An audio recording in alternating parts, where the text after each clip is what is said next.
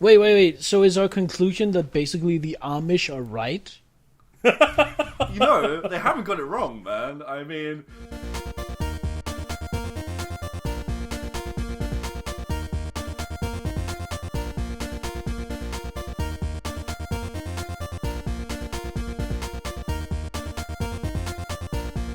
Hello, everybody. Welcome Hello. back to the Dopecast.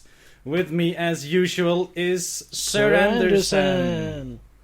And our special guest today is Spooky. Hello. Spooky. Hello, friend. Spooky.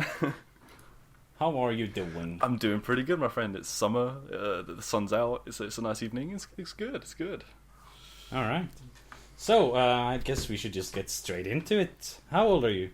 I'm 25, but I feel much older. 25.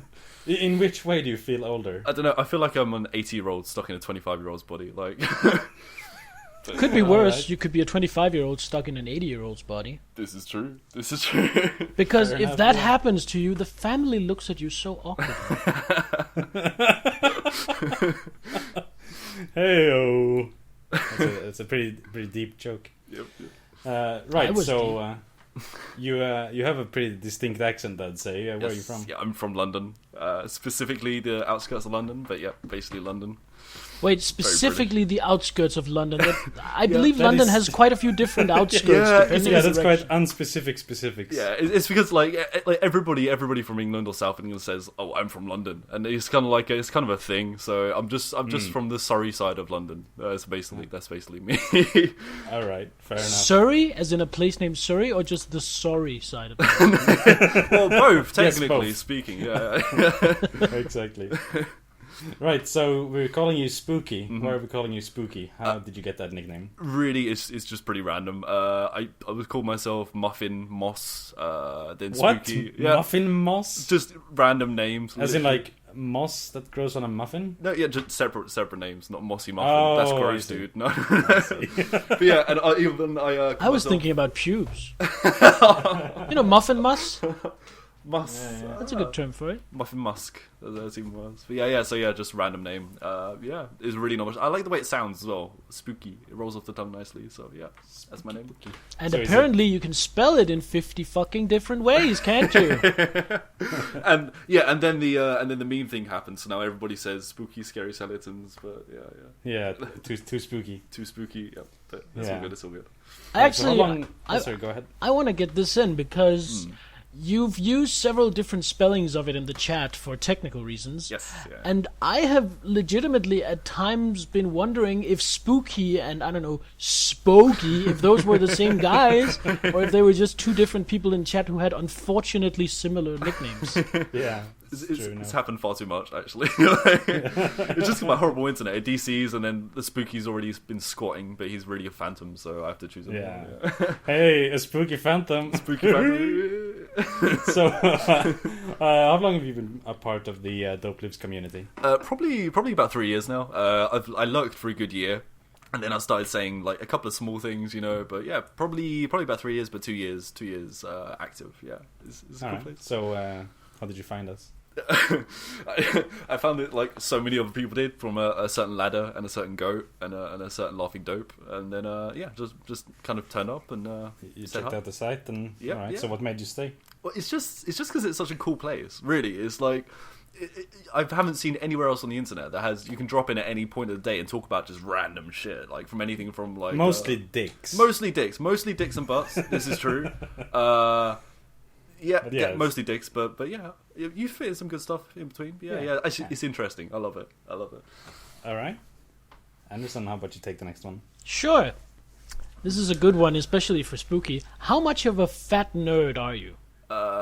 Not really, actually. I get horrendously addicted to games, but equally, I'm horrendously addicted to like other exercising and stuff. So not too much of a fat nerd, but kind of a nerd, I guess. So you're a fit nerd? I'm a fit nerd. I'm type 1 nerd. I mean, I don't know. I don't even know what that means. Is that like type 1 diabetes? No, the average nerd thing. So you got like the skinny nerd type 1, you got the large nerd type 2, and that's the two nerds.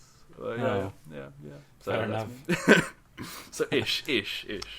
So, what do you do for a living then? I'm a poor student. That's what I'm living. I've just finished my degree, going to do my masters. But yeah, so Degree in what? Psychology and neuropsychology. Like it's I really like it, but yeah, it's not really living. I guess the follow-up question is: so what do you propose to do for a living with that degree? I would love to be a researcher. That's the end goal. I'd really like to do that. But it's a fingers crossed thing. So if I can get the grades and if I care about it in 3 years time, then I will be. But yeah. All right. So you're taking another degree, or like you're studying like a PhD, or I don't exactly understand how it works. Yeah. So I'm gonna go into masters and then hopefully PhD if I still care about it enough. But right. Life is long. So what did you just get? A bachelor? Yeah, just a bachelor.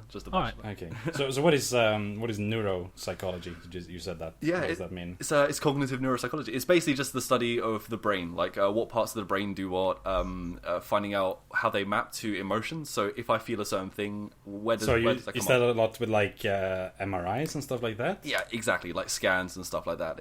All right. Exactly that. Yeah, fair enough.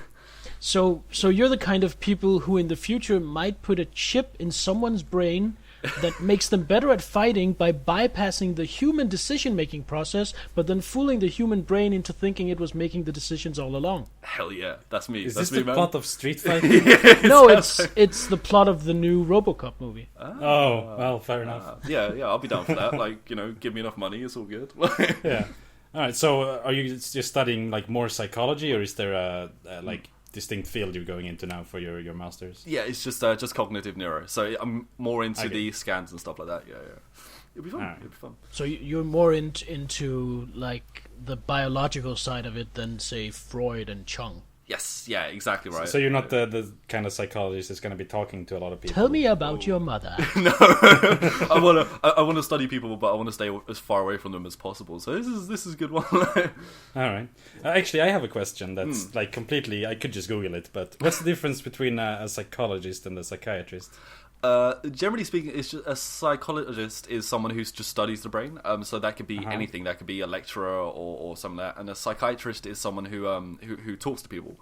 But Right. also, So it's like a therapist. aspect to it. yeah. And there's this weird stuff about like there are certain legal requirements to meet if you want to be a psychologist or a psychiatrist. I'm not 100% sure Right. what they are, but I think that's it. You need Yeah, to take I more guess you need a courses. license to practice psychiatry. Yeah, this kind of deal. I That's think. not the explanation I've been given. My explanation is that a psychologist is someone who talks to you about your problems and then tries to work them out through cognitive exercises, basically through talking about them more, whereas a psychiatrist is someone who talks to you about your problems and based on that prescribes you drugs. Yep, I mean that's fair too. Exactly right. All right. Yeah, fair enough. So wait, is a psychiatrist more prestigious than a psychologist? Honestly, I don't know. It's just I don't know. Honestly, Yeah, all right. I think so. fair It enough. sounds like it would be though, wouldn't it? All right.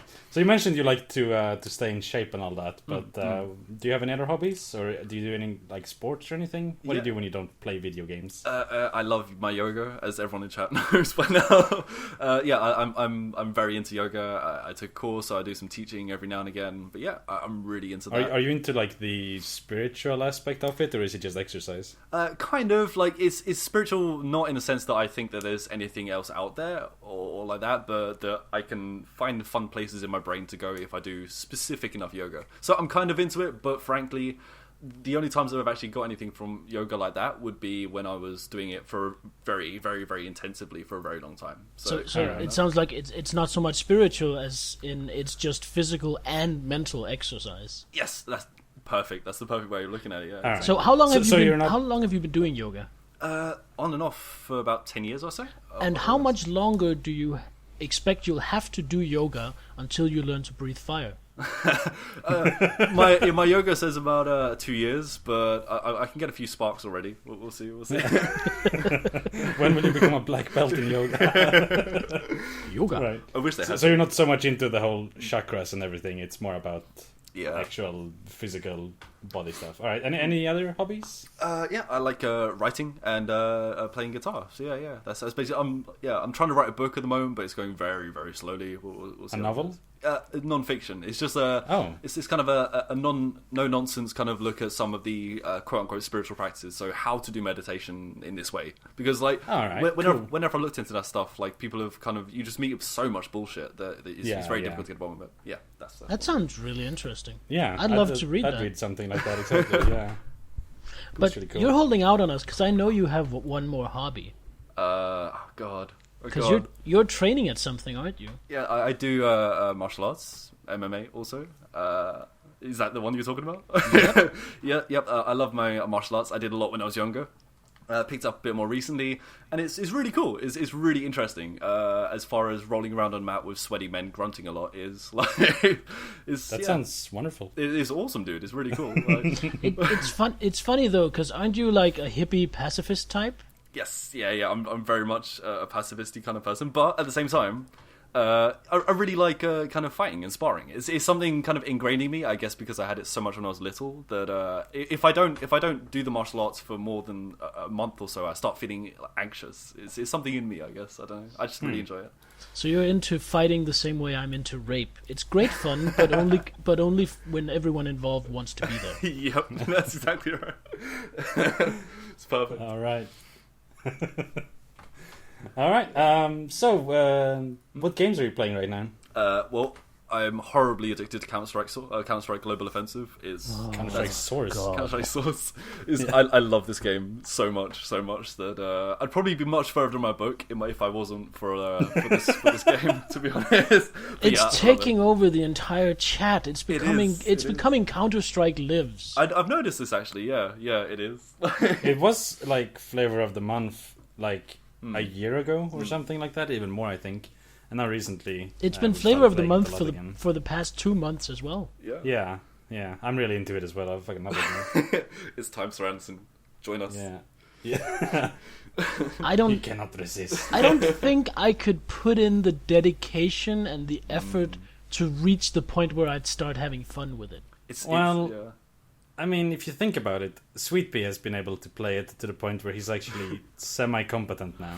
I'm not as how do I put this? You can do it. I don't dedicate myself as singularly to things as he does. I think that's a nice way of putting it. Fair enough. I'm a bit more.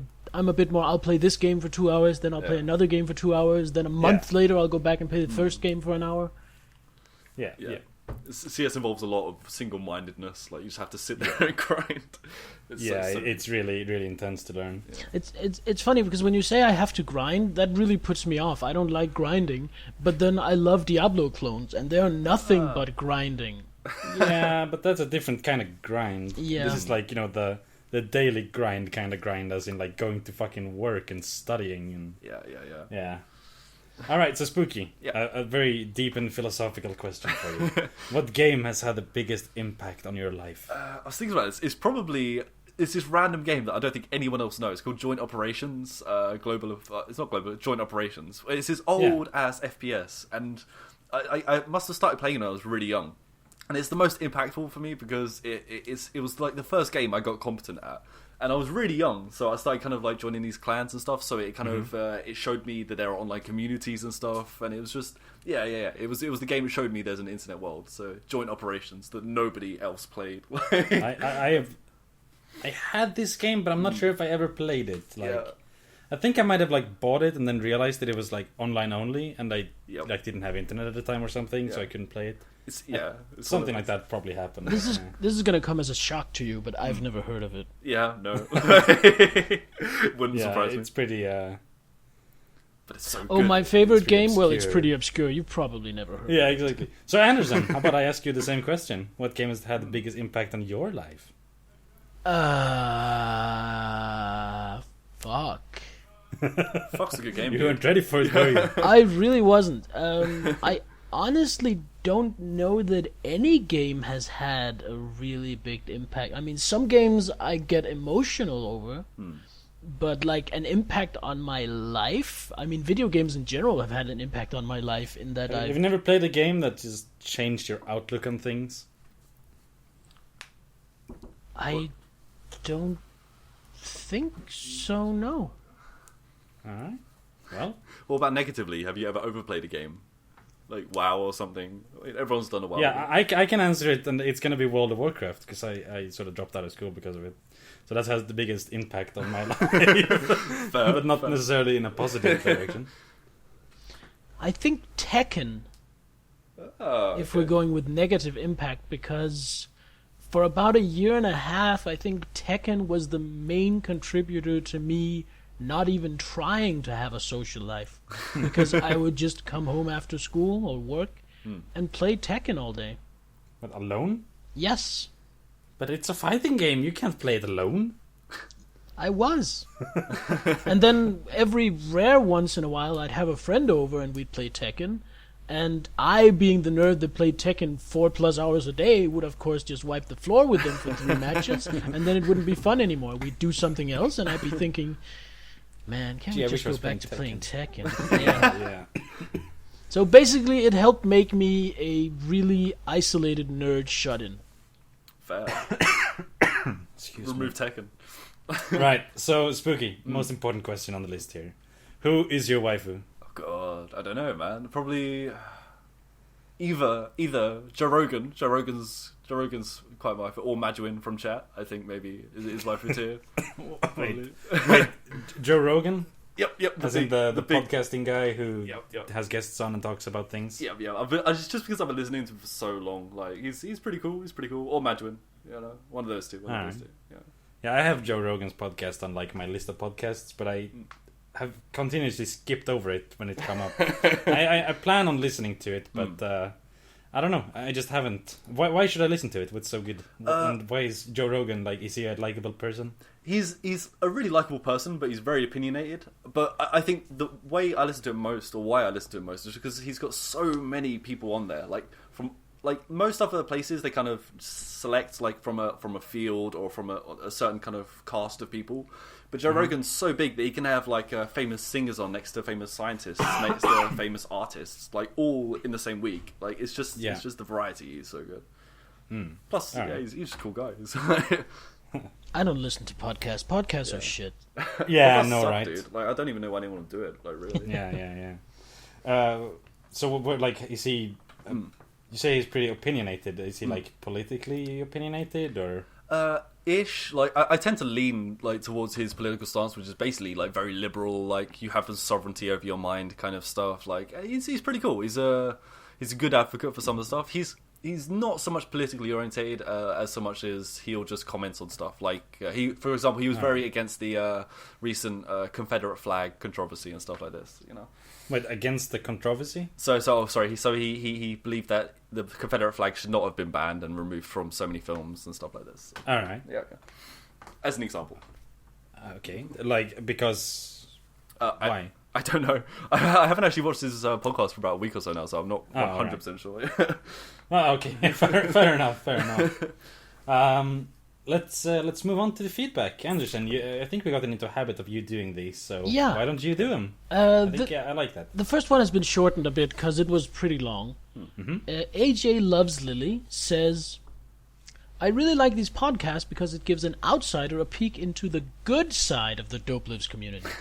It's great to hear all your views on things. The only thing that I do not particularly like about them is you guys sometimes reference some people/things in the chat, and while it is an open chat, I feel that some people who might want to join the chat to see what it's all about might be chastised if they join the chat, as the chat does not particularly like newcomers or really anyone who doesn't share the same opinion as them. And then it goes on to talking about how you get banned and can't get unbanned and so on. I think this is someone who tried to join the community and just struck a wrong chord and got burnt. I think I remember this person actually. Yeah. Oh, really? By name? Yeah, AJ Loves Lily. I think so. I believe so.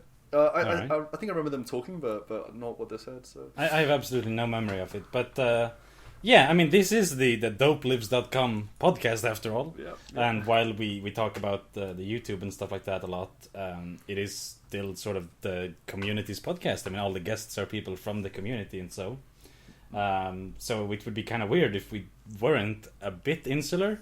I mean, we're basically kind of advertising the community as well. Yeah. It's just that when you join a new community, I mean, I think I had an easy time of it because I am of a really strange and backwards breed in that I treat online interaction the same way I treat offline interaction. And if you're invited to a new place with new people that you've never met for something, generally you go in and you don't make a spectacle of yourself. Not at first. You just kind of chill you take out. The temperature of the room. Take the temperature. You see what it's like. You see how people react to things, and then you slowly start integrating yourself.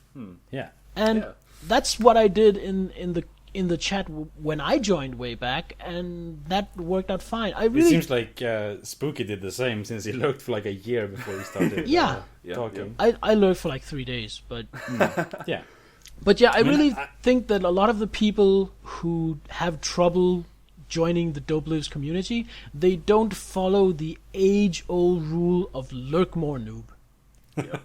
I honestly, I'm not sure that's necessarily necessary to joining the chat, but you gotta listen. Like, when people sort of react negatively to something you say, you have to like realize that and adapt. You're the odd one out. Everybody isn't being dicks. You're the stranger who's not following our customs and habits. Yeah, I mean, so I don't think you need to lurk for a year or even 3 days to sort of get the... You don't need to lurk, but you would probably, unless you just happen to click with the community, and some people just click. Yeah. If you're not someone who just happens to click with the community, and you don't know this, you don't know if you're going to click with it, even if you think you are. You might think you're hilarious, and we might think you're a shit. Yeah. So maybe not literally lurking, as in not posting anything, but at least not trying to make a spectacle of yourself, not constantly trying to draw. I've seen a lot of people get shit in chat because they come in and they basically try to constantly make jokes about everything going on, and if nothing's going on, they try to make jokes out of thin air, and people are just like, fuck off, we're trying to have a conversation here. Go away, stop pestering us. Yeah, I think that's why. At the same time, I definitely don't want to give the impression that we don't like new people. Yeah. New people are great. I mean, everybody was new at some point, and the community wouldn't survive if new people weren't coming in. Definitely. But we do have like a rules page, and if you read that, and if you feel like, wait, why is this rule here? This doesn't make any sense. Then perhaps it isn't a community for you, because all the rules are pretty self-explanatory, in my opinion. And if you don't really like share the same mindset, then, well, perhaps go somewhere else. Actually, a good way to try and join the community is to try and latch on to an ongoing conversation. Yeah. That's a good idea, actually. Definitely. Because if you come in and you try to make it about you, you'll probably be perceived as annoying unless...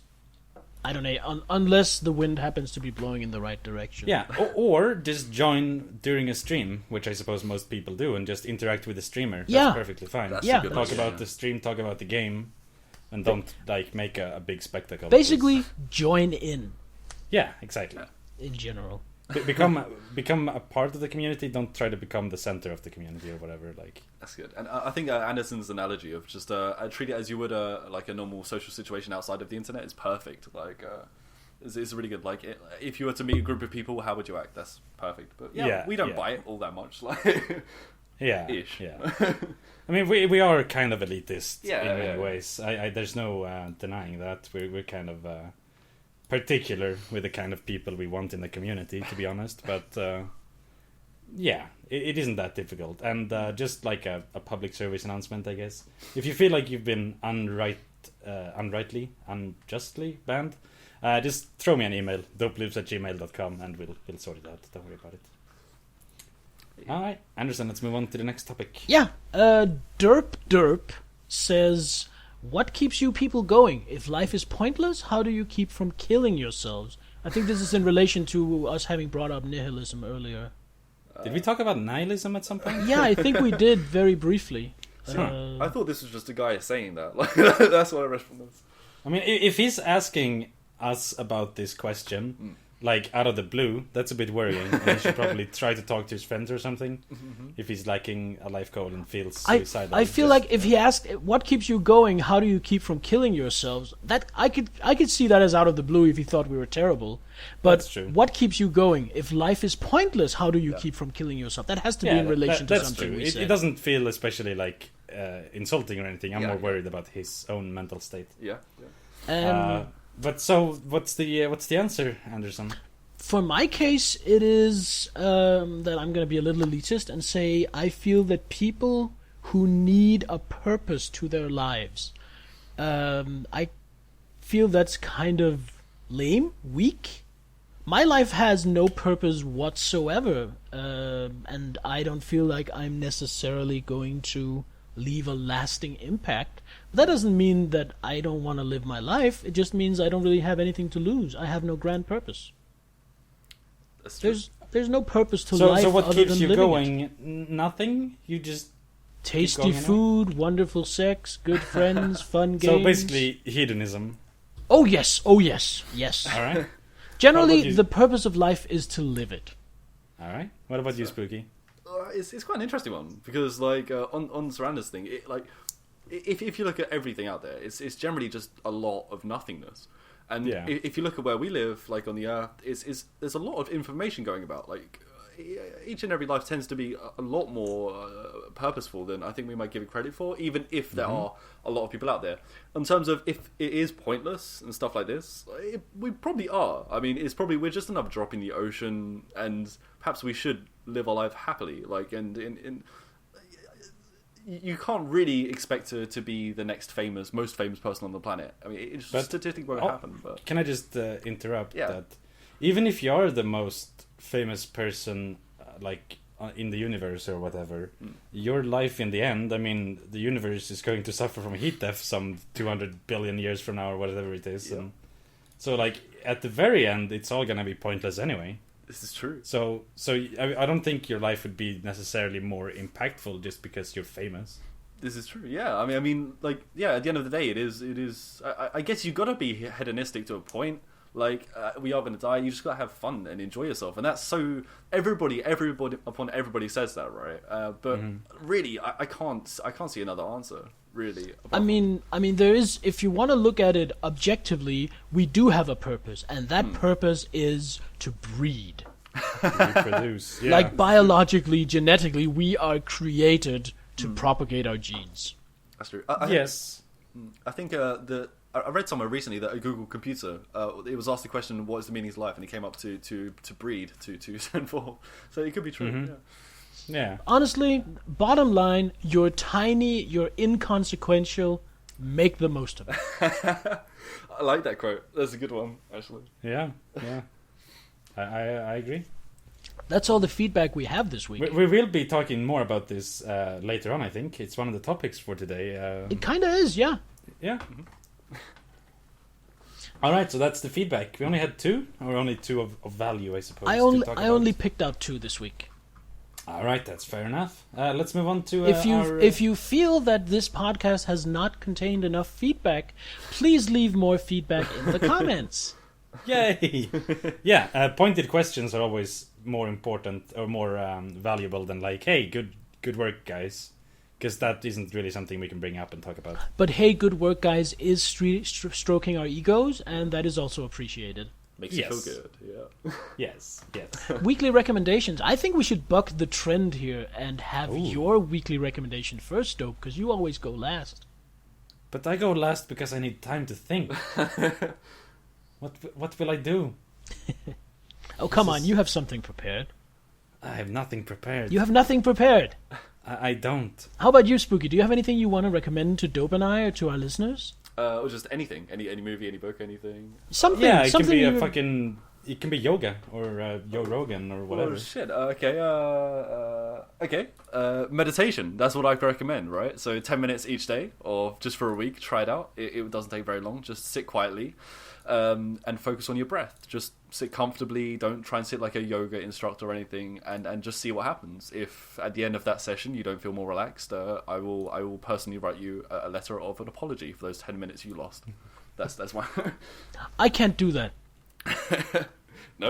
No, I it's horrible and shameful, and I feel like a lesser person for it.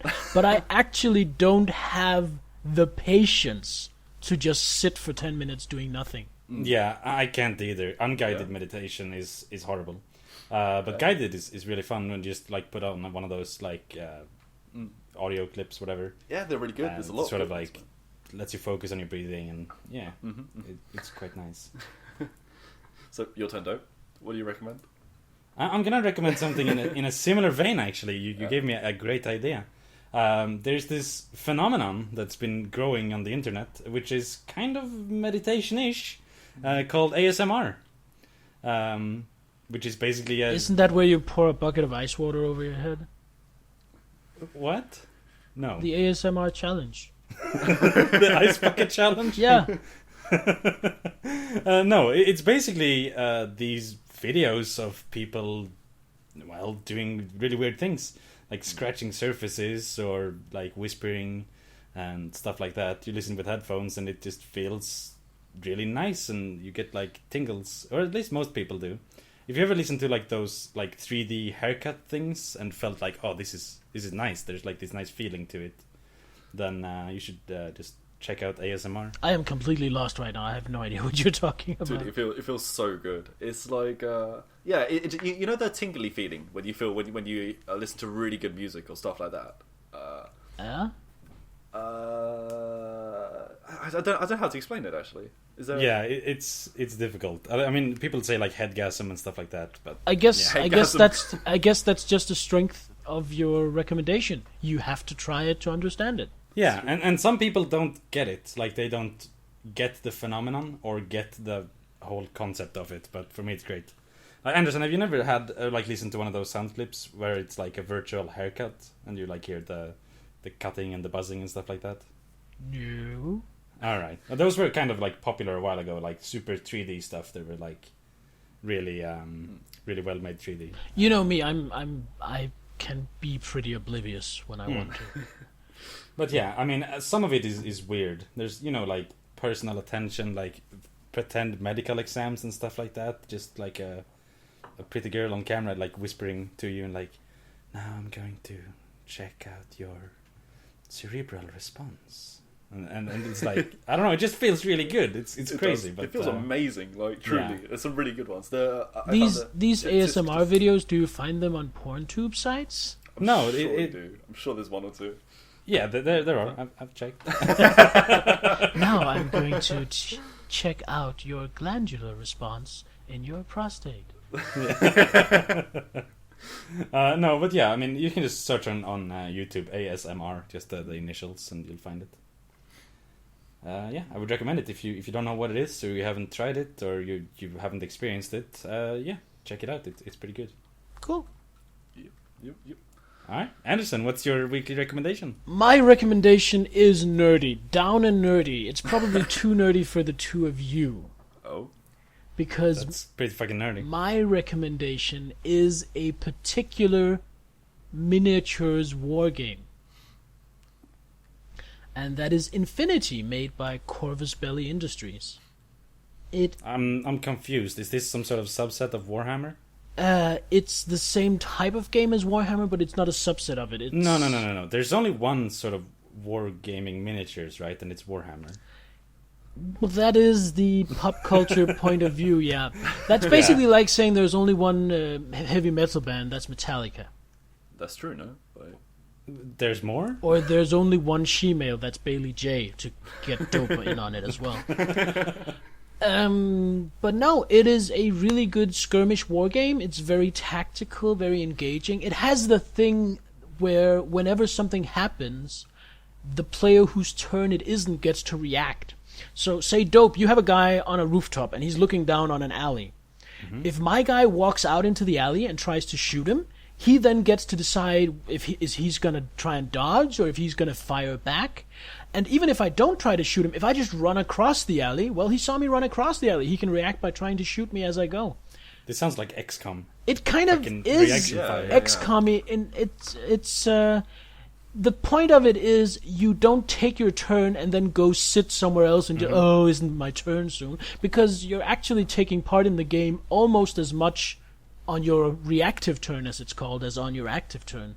All right. It's a sci-fi game. It takes place, quarter past the future, not mega corporations, but like mega dynasties. Like all of Asia has been conglomerated into the Jade Empire of Yu Jing, and most of Europe and Oceania has been combined into Pan-Oceania. It's very high-tech. Alright. Some really cool miniatures, very sci-fi looking. I have a guy that basically looks like a crisis suit as one of my heavy infantry. Hell yeah, that's Alright. It's D20 based instead of D6 based. And I don't know, I can't really ramble on about it too much more without it getting way too boring for people who aren't into miniature games. But if you're into miniature games, if you feel like trying them, see if you can find someone in your local gaming community that plays Infinity and see if they'll give you an intro game. It is really fun. Alright. that sounds badass. Like, How do you get into miniatures? Like, don't you need to buy like $1,400 worth of them and then paint them and shit? Yeah.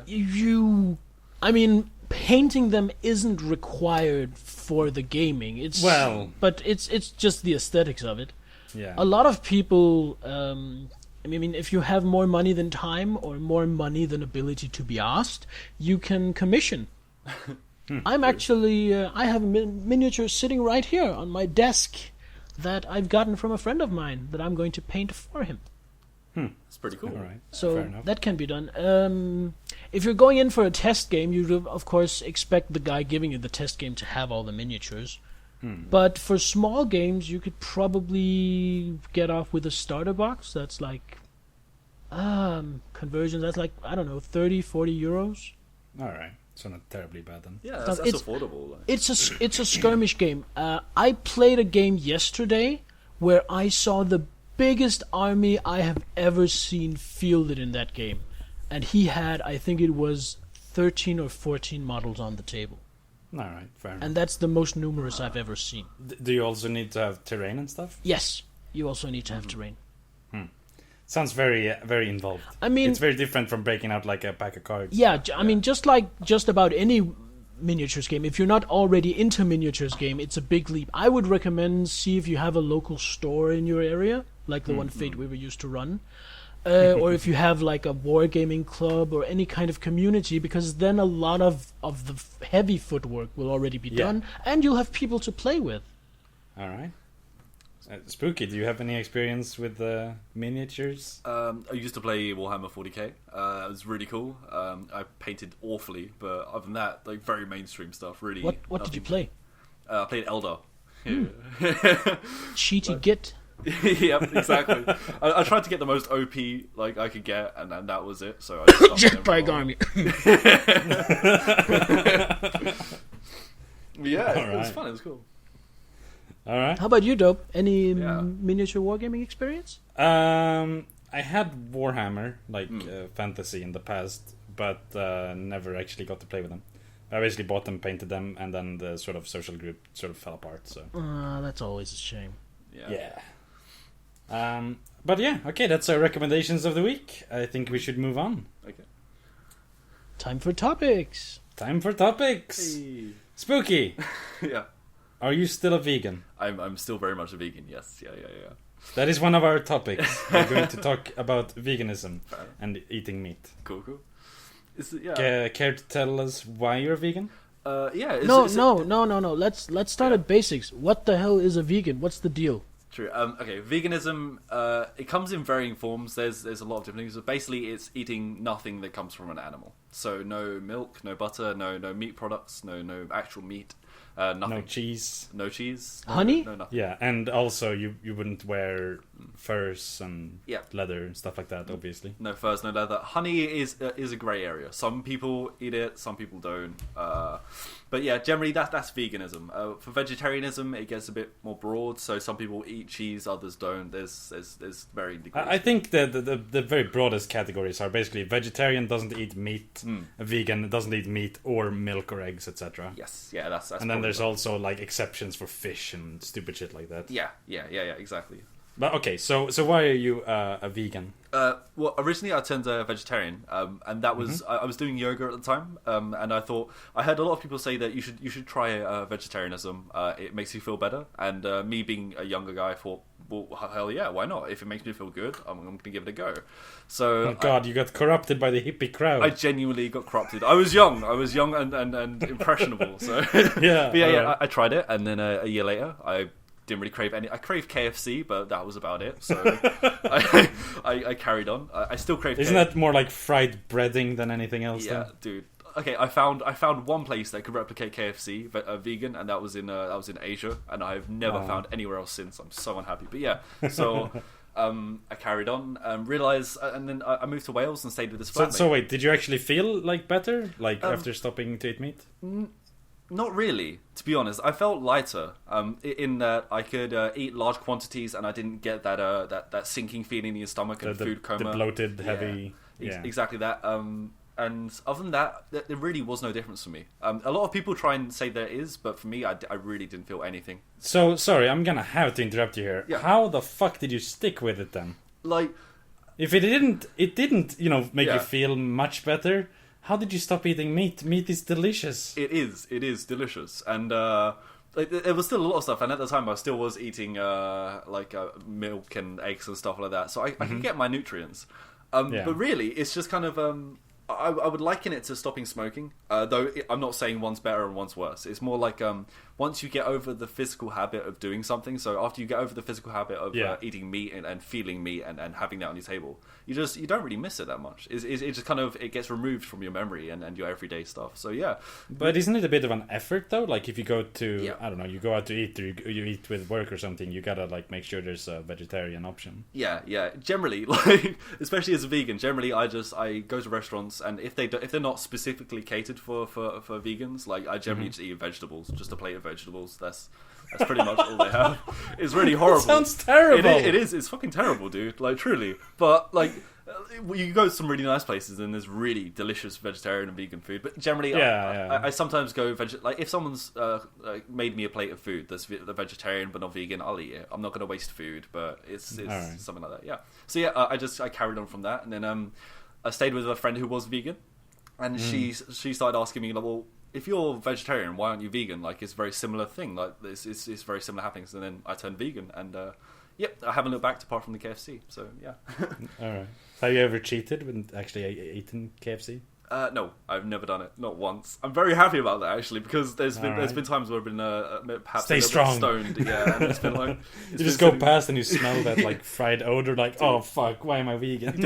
I'm sorry. I have to just say sincerely, genuinely do not get it. No? What about? If you don't mind asking. It seems like your reason for being vegetarian, your reason for being vegan is just because. Yeah, sorry. Yeah, I missed that bit. Is that after the yoga thing, and I wanted to try it out, and it kind of got me thinking about why don't people eat meat? And then I started looking into some of animal rights and what was actually happening behind factory farming and stuff, and I just couldn't abide myself anymore. So I chose it from a moral standpoint, and then kind of went on to veganism after that. So bleeding heart, animal welfare. Absolutely, 100% bleeding heart. That's fair enough. Yeah, because it sounded almost like a fashion statement without that aspect explained. Yeah, no, sorry, I'm just like forgetful. I became a vegan because I was doing yoga and other people were vegan. No. Yeah. So how do you not despise me? Well, it's kind of. I'm the kind of person who will look a cow in the eye and carve a piece of it, and then eat that piece while still looking it in the eye. I don't give a shit. Well, you kind of like I am in the extreme minority. Like, I understand that in the extreme minority, there are like almost no vegans out there. Really, there's a few of us, but really not very many. So you kind of get very used to walking down aisles and seeing people eat meat, and going to restaurants and seeing your girlfriend eat meat. But isn't that horrible? You're just surrounded. From your point of view, you're surrounded by all these cruel savages. Yeah, well, it raises another point, because I really, really, really try not to be the outspoken, like, hippie asshole vegan that I really am inside, you know. But it's but like from like this kind of perspective, it's more of a moral choice. So when you're surrounded by this all the time, and you do disagree with it on some level, it's you kind of get numb to it a little bit eventually, you know. It's just a thing. So do you like ever judge people? I mean, at least internally, like. I can't believe that person eats meat. Like, I would think higher of him or her if she didn't. No. I try and make a point that I don't think higher or lower of anybody for their choices. I would like it if more people were vegan, of course, but at the same time, I don't look at someone who eats meat and say, "You motherfucker!" Like, how dare you? Yeah, it's fair enough. I actually agree with the small point of one of the ideas behind this whole animal welfare movement, just not with the intended result. Because I've heard someone, was it you that quoted it? Someone anyway quoted that if a slaughterhouse's walls were transparent, no one would ever eat meat. Yeah. Like if people knew what went on in the production of their meat, most people would be put off eating meat. And I agree with that. I think there should be more openness in how our animals are treated and how our food is produced. But on the other hand, B, I would still eat my steak, I would still eat my bacon, and I would not lose one molecule of enjoyment. Isn't that some sort of weird cognitive dissonance, though, Anderson? Like, no, I just don't care about animal suffering. Are you saying that you're not one of the people who would be put off? I'm saying I would not be put. I agree that we should do that, but the guy who said it because he felt like everyone would be put off it and everyone would become vegetarians. All right. So if you had the choice you went to the supermarket and you could buy like tortured meat from cows, and there's like a sad cow on the package, and you know that it's from like these horrible conditions, or like grass-fed, proper, etc. Assuming they both tasted the same, but they don't. Stress fucks with you. Yes, but it's a hypothetical. Assuming they tasted the same, I pick whichever one was cheaper. And so you would just pick whichever one was cheaper. You wouldn't care about the morality of it at all. Honestly, even if they didn't taste the same, even if the grass-fed one tasted better, I would probably still pick the cheaper one just because I'm a cheap motherfucker and kind of poor. If I was wealthy, I would very much be inclined to pick the happy cow one. Because here's another thing: I don't care about animal cruelty, but I don't endorse it and I don't encourage it. I don't think animals should ever suffer unnecessarily. But if a cow suffers, if a cow has to suffer so I can get a burger, then that's not unnecessarily, because I got my burger. But does the cow have to suffer, though? Couldn't we be more humane in our meat production? I wish we could, but we can't at a reasonable cost. Alright, fair enough. Personally, I'm kind of in Spooky's boat here. I think it's... I'm not so sure about veganism, but at least vegetarianism. If I had a stronger conviction or whatever, like if I was a better person, I would probably be vegetarian, because I think that the animal cruelty of the meat industry is just sickening, really. Like, I kind of, I turn that part of my brain off and enjoy a nice fucking barbecued steak.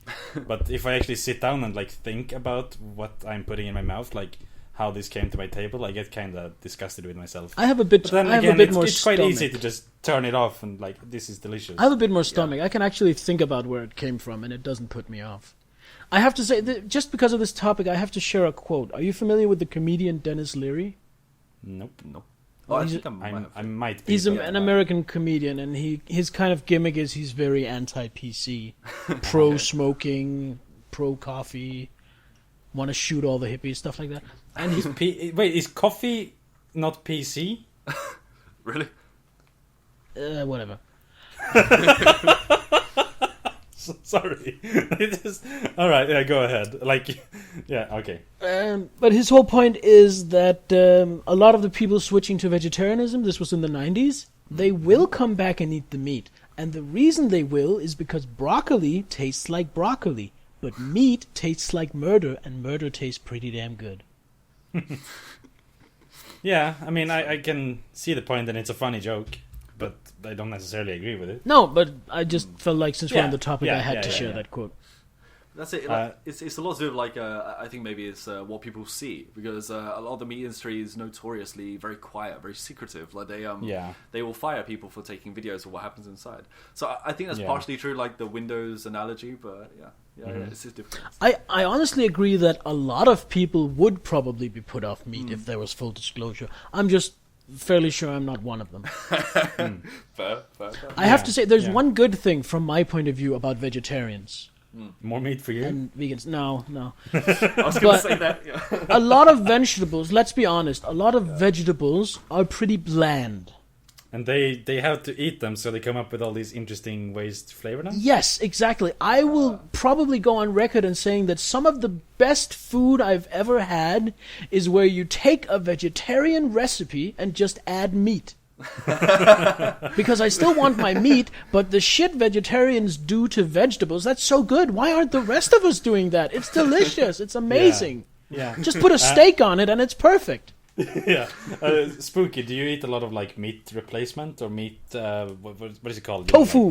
Sort of mushroom that's supposed to taste like meat kind of stuff. No, I tend to stay away from it, to be honest. I tend to stay with vegetables simply because I don't like to get hooked on the same quality of food. So if I have like a wider range of vegetables and fruit and stuff, it's probably better for me than if I take in just tofu continuously day in, day out. And as a vegan, like, I have to be very careful of the vitamins and nutrients I get, just so I don't turn into do you eat any supplements, or do you just carefully control your diet? No, I do take supplements just because, so I take B12, iron... Are you so careful that you're actually aware of whether or not the supplements come from animal products? I am. Yeah. I've got vegan supplements too. That's so hipster. You would believe how hard they are to get. Yeah, fair enough. Are they really expensive as well? They're not too expensive, but it's very niche. Very niche. Yeah. Okay. Wait. So do you have to like go to the fucking like the yoga store to find them? Like you don't get them at the supermarket. You like have to order them online on like spiritualhealing.com. Kind of, but yeah, not the. Honestly, Dope, I don't think. I mean, as big a movement as vegetarianism and veganism have become, I really don't think they need to piggyback on like yoga or but I think it's actually the other way around. He got it from yoga, so that's why it was appropriate. But yeah, I mean, I think we eat way too much meat in general. It's very unhealthy. Even I agree with that. I agree with that. It's very unhealthy for our bodies. Like, even if you don't care about the animal rights aspect, like, meat is unhealthy in large quantities. Yeah. I'm cutting down. I think it's part of a well-balanced diet, but we eat way too much of it. And also the impacts meat production has on the climate and nature. Like, fuck the climate. I'll be dead in 50 years anyway.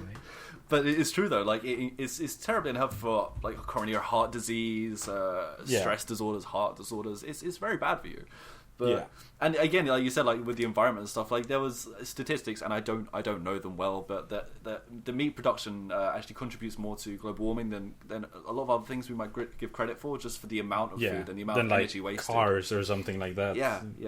So, probably not true in that case, but yeah. No, honestly, I seem to remember reading something, not just meat production, but I think like cows alone are bigger than cars. It's something completely insane. Yeah. I mean, it makes sense. Like with the amount of energy you're putting into creating something that it doesn't necessarily need to be there. Like, yeah. Yep. So, speaking of the that sort of aspect to it, I would be very happy to see the world move more into insects as a meat as a food source. Man, I haven't tried them, but I really want to try it. Yeah, same. And I gotta ask you, Spooky, I think we've talked about this before, but would you eat insects, or is that similarly, like, morally reprehensible to you? See, yeah, this is where I see a lot of people split, because there's a group that say that no, it's life should be preserved. That's the most interesting aspect, yes. But then plants is also life. Exactly. And then there's the group that says no, it's just the neural. Does the organism have the neural components and the body to experience pain? Like that's the main factor here. Yeah. So I would probably lean towards the yes, bugs are okay, but a bit of me doesn't want to. If you know what I mean. I've been eating things that don't move for so long, so I would probably yes if I was in a situation where that was the only food. That wouldn't be a problem. But I can understand people who say no. It's more of an aesthetic thing, not an actual ethical thing. I think. Spooky. Just hypothetically, if you could eat a steak, and you knew that it was 100% morally sound, like some family had a cow in their garden, it had a wonderful life, and then they had to put it down because of something completely unrelated, and they decided to make you a steak. Now, you don't want to eat that because you don't want to get into the habit of eating meat, but from a purely moral perspective, would you be fine with eating that as a vegan? Yeah, I would be totally over that. So you would eat animal carcass as long as there was no suffering involved in the production? Yes, yeah, and also there are things like there are ethical ways to hunt. For example, when there is an imbalance of species in the environment, trophic cascades, etc., and a certain amount of animals need to be culled.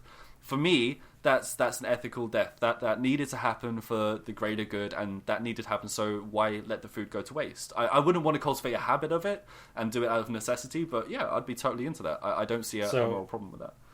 Spooky, do you eat honey? Yes, I eat a bit of honey occasionally. He's British. He takes a bit of honey in his tea. I do actually occasionally. My green tea. Your green, of course, it's your green tea. Exactly. I love it. You're such a stereotype, and then you're totally not at the same time. I know. But yeah, and that's another line that's drawn, because a lot of people say, well, no, you're using animals for your own personal gain, right? But then there's the kind of argument where, well, bees are going to be there anyways.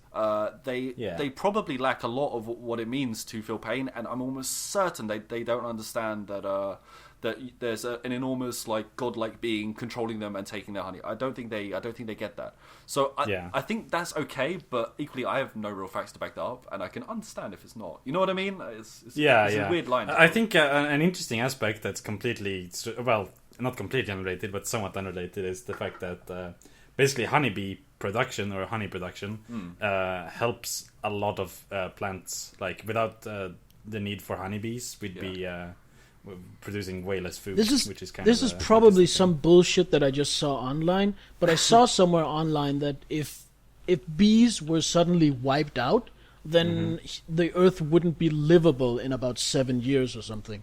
I think 75% or something of our food comes from honeybees, pollinating it. Yeah. All of our crops, pretty much. It's a weird thing also, because when we go into this kind of stuff, we start going into hunting for conservation and stuff like this, where there's enormous ranges, and the animals there are kept specifically so they can live and extend a species' life, but also that people could go over there and shoot a couple of them occasionally for large sums of money. Now, that species... Yeah, like in Africa, there was somebody who did helicopter hunting of a rhino or something like that. Exactly. But then they had to pay a shitload of money to the conservation effort. It's exactly. And the rhinos are being benefited for it, because there'll be more of them later on. But knowing the conservation, it was probably a rhino they needed to get rid of anyway. Yeah. It was a rhino that... a teenager or something that was rebelling against its father's territory or something like that, and they were basically killing each other anyway. Oh god! But yeah, exactly that. I don't know where I stand on that, to be honest, because I think it's a kind of a slippery slope, because it's easy for that to become sort of exploitative. Right. It is in a perfect world, the moral excuse I think is pretty much bulletproof. But then, how much do you trust these African authorities, etc., etc.?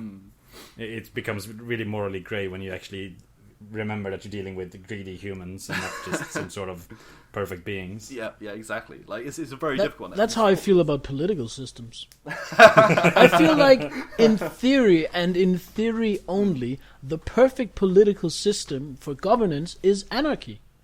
Because if everyone could just be nice and behave, then there wouldn't need to be no rules. Unfortunately, humans ruin that. So the second best system is the exact opposite. Complete despotism. One person having all the power. Because if you can give all the power to the right person, then that's perfectly fine too, and everyone benefits. But that right person would be a human, so it wouldn't work out. Yeah, that's true. It's kind of the same thing. Yeah, I agree with you there. Actually, I went through a phase of really, really liking anarchism and really listening to Noam Chomsky, but I couldn't see it happening. There's too much of the human fallibility, and humans. Yeah, there's a few of them that are dicks. Yeah, I mean, anarchy, it only takes one person to ruin it. Really, but once you start, basically encroaching on other people in a system of anarchy, and there's no way for that weaker person to do anything about it. Yeah, you're not gonna have anarchy anymore, because one person's gonna take power anyway and become the leader. So I heard that Steam, the company, is actually is run on a very level Valve. You mean Valve? Yeah. Yes, yeah. So apparently they're kind of anarchistic in a way, actually, and they're very successful. So perhaps it can work in a corporate setting. Wait, how is Valve anarchistic? Teach me. They have a very flat structure in their company. Basically, everybody has the same amount of power, and they can sort of choose to work on whatever project they want. So there's not really management level. There's just everybody works for Valve level. Yeah, pretty much. I like that. It's cool, right? Yeah, it's really cool. In a place where every individual is selected from a large pool of the very best in the field, I think that is a very cool way to do things. That's true. It's like the cream of the crop. They make it work, but the rest of us plebeians, But also, it's easy to set up a system like that if you're running a company where everybody who comes into work wants to be there because it's their passion. They want to do this. If you have an insurance office or something where people know that they're very, very slowly committing suicide by going there, you probably can't have it as open and free. Of course. I think that's true for like larger trends as well. Yeah. I mean, we're talking about anarchy, but I think Valve is sort of oh no, sorry, it isn't. But what was I fucking gonna say? Christ. I was gonna mention communism, but I forget what context I was talking about. But basically communism could work very well if people weren't people, you know. It's a problem governing people. They're people. It's shitty, but yeah. Yeah. Actually, I have a couple more questions on this topic before we move on. Spooky, how do you look on? What's your outlook on pets? Pets. This is a difficult one as well because again, like because I'm like a dirty hippie yoga guy, I tend to meet a lot of vegans myself, and a lot of them think that pets are totally out of the question. Like it's kind of like it's taking a slave. Like that's how they view it, right? But at the same time, a lot of the pets that I've had, they've been more friends, right? It's not like I keep a leash over them and I tell them to stay and stuff. It's more like, well, they're just things that sit there and eat my food and I pet them occasionally. They become family members in many ways. Right. So it's more of an adoption as I see it. So I am pro as long as people aren't assholes, but people are assholes, so... But yeah, like for me personally, I think it'd be good. But then a lot of people say that no, it's a really bad idea. You're just taking a slave. It's not a good thing. But I don't see the problem with it. They're friends. They're family. They become. All right. I have two more things to ask you. Yeah. Zoos. Zoos. Zoos. Oh, zoos. It's very difficult to say this word. Zoo, like a zoo park or a water world or something like that. Opinion? Again, this comes to... I'm very against it by principle. Like I personally find it horrible to see a lot of animals, especially the larger animals like tigers and stuff, locked up in very small cages, just being ogled out all day. It feels repulsive. But at the same time, in the wild, they're very at danger. So do we keep Also, a lot of modern zoos have really made I mean, not all zoos are a bunch of concrete cages in the middle of a city. Yeah, absolutely true. There's some really good stuff going on. A lot of geared towards conservation. I mean, we have a couple of zoos in Denmark that are basically just wildlife preserves. Yeah, that's awesome. Like exactly, and this is like the hunting for conservation thing again. Like I think it's, would you rather let a species die out in the wild or keep a species in captivity for the rest of the foreseeable future? I would go for keep them in captivity. I think some are good. Some are good, but it's kind of repulsive in a way for me. I don't know. All right. My final, I'm not sure if Anderson has any more questions about this, but my final thing to ask you is lab-grown meat. Would you try that? I would be so on that, really. Like, it's like, I just have, like, I think it's me and a lot of other people. I don't see how you can... I can understand how you can be a vegan and not eat meat on principle, but I feel like that's or for health reasons, I suppose. Yeah, exactly. That's aesthetic. That's health. That's absolutely fine. But at the same time, if it doesn't hurt anybody and it doesn't hurt anything, and it doesn't support the industry itself, then I really don't see a problem with it. Eat that. Like, enjoy yourself. Okay. Have a steak on a Friday night with a glass of wine. You know, it's good. All right. Oh, actually, sorry, I said that was the last thing, but I just remembered something.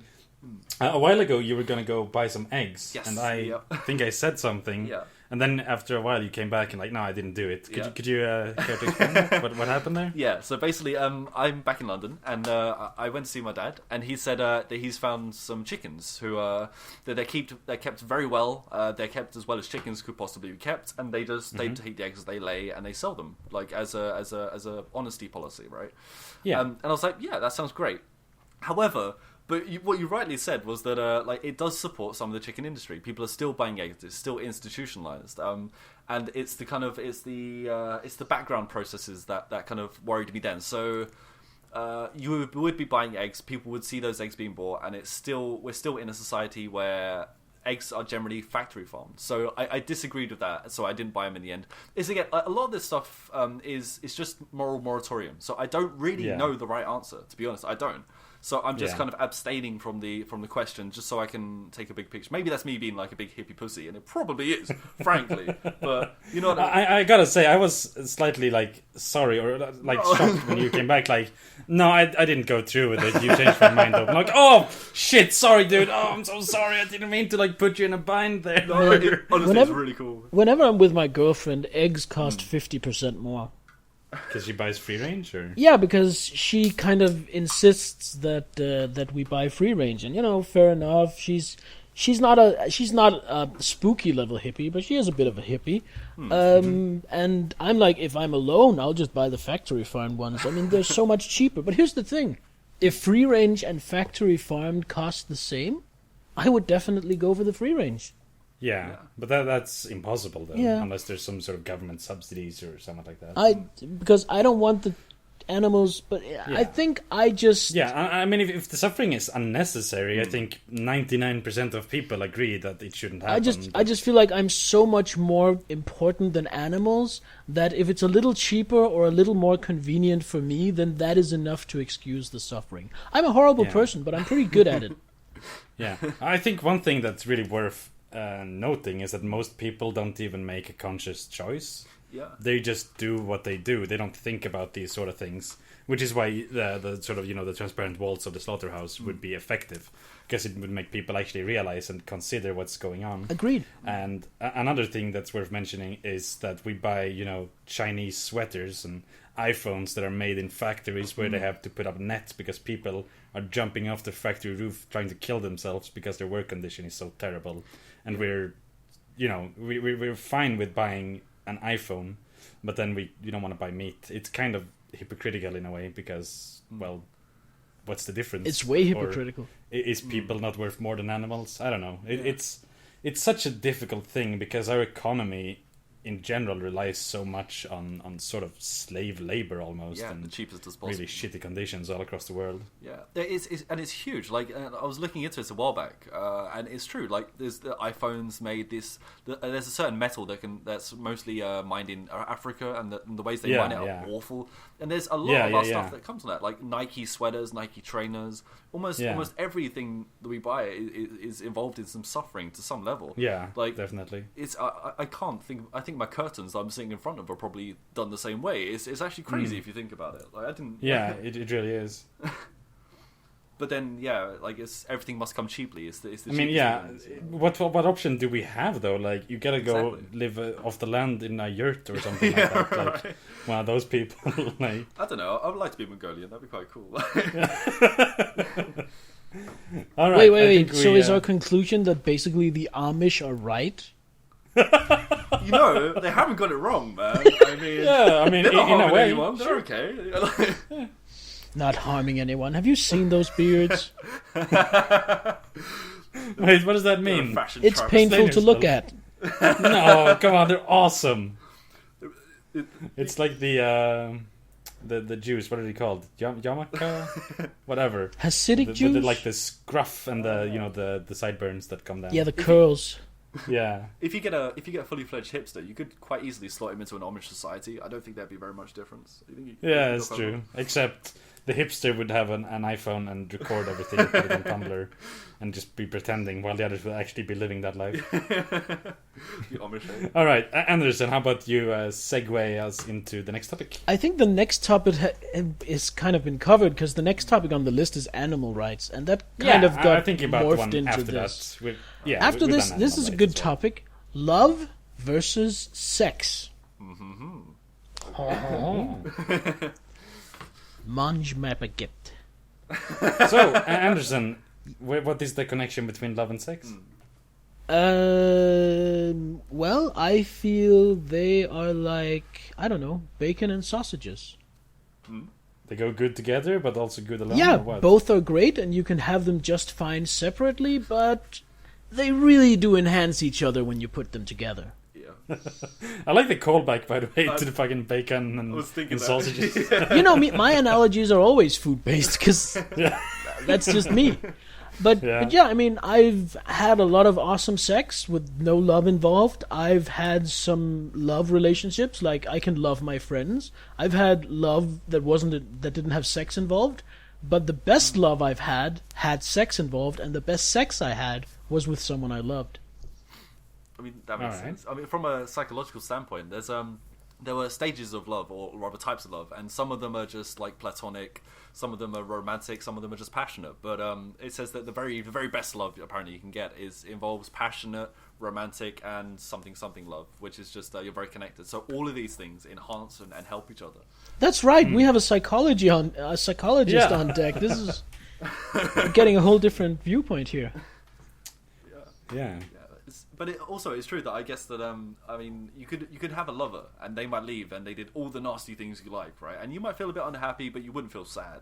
But if you had a love that left you, then you could legitimately feel sad, and a lot of us do also. So there is a kind of difference, I think. I think maybe love is more.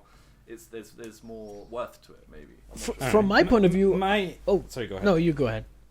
Okay, so my observation or my opinion on this is based on observations rather than personal experience, but. It seems to me like people who try to have like a fuck buddy, like somebody they just have sex with, oftentimes it doesn't work out because one of them start developing feelings and then things fall apart. Like you make a conscious decision to only have sex with this person, but eventually love starts creeping in and it breaks things down. I actually have a friend. One of my nerd friends, and the only reason I'm not banging her on the side is because we're not willing to risk that happening. Alright. Fair enough. It's fair. So do you fear, is that fear from your end or from her end, or like do you think is it you who thinks that it might happen, or it's both of us? Alright, that's fair enough. I think I read somewhere ages ago that there is a certain.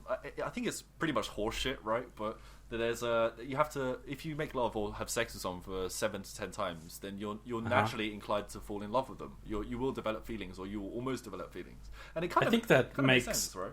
A lot of biological sense, right? Because that person is very likely to be the father or mother of your offspring, and you want to keep it around. Yeah, right. I mean, it does make sense.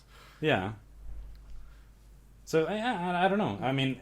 But I mean, it seems. No, sorry. Go ahead. No, I was saying like I've definitely I was just having fun with someone, and then you fall in love with them. You're like, oh well, shit, that just kind of happened, and it's very messy and it's very complicated. So I think that they can be conjoined, but separate is kind of difficult. Like you can love someone and not have sex, and that's not difficult. That happens a lot. No, actually, yeah. Don't listen to me. Like that happens a lot. Yeah. Do you think that part of it is because of the sort of societal ideas of how sex and love are connected? Like, is there an expectation that if you have sex with somebody, you're supposed to start dating them? That kind of stuff? Like, I think it kind of makes sense. Yeah, there was this there's this one comedian, and I can't remember where it was, but I heard him on Joe Rogan podcast actually. But he was saying like about how you start joining with someone else, and he was just like, well, yeah, you're having fun, you're fucking, you're doing whatever you want, and then suddenly at some point you just kind of move in together, and suddenly you're going to the movies together, and you're sharing popcorn, and you go home together, and then you're a couple, and it just kind of happens, right? And he was saying how like he was just like, nope, I don't want any of this. Like we're just friends. Like I don't want any of it. Like it just happens. Actually, I'm not sure. I'm not sure. Yeah. But then also I heard again, I could be completely wrong, but in Japan, I think that there's a very matter of fact thing. So after the second date or something, they might say, I really like you, and that's where it starts happening. I could be totally wrong. Right. But, yeah. So it's kind of like school where you're like what is it in English? Or not you're dating, your boyfriend and girlfriend, I guess. Yes. Like, I don't know what the fucking word is. Shasta. Chesta? I was trying to say it in Swedish. Oh. No, I don't even Isn't know. that what it is? Yeah. Shasta? Something like that? It means my beloved, I think, if you're trying to say käraste. Yeah. I like that word. See, we have that in Denmark as well, kæreste. But you can say about two people who are each other's caster, you call that they are caster. Oh, like you say it in you say it in plural, and that kind of describes them as a couple. So I thought you had something like that in Swedish. No. I Welcome to the Linguistic cast. Man, linguistics is super interesting. We should. When are we doing a learning Swedish with dope for me? Oh God, we should do it. We should fucking do it. Hell yeah, that'd be good. All right. Do we have anything to say about this? Anything more to say about this topic, or should we? I actually had a thought. Now there are going to be some people who says that's totally not me, and fair enough, there are exceptions.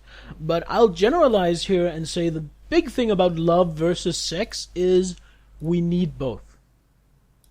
Okay, but you mean in a relationship or in general? As people. As people, okay.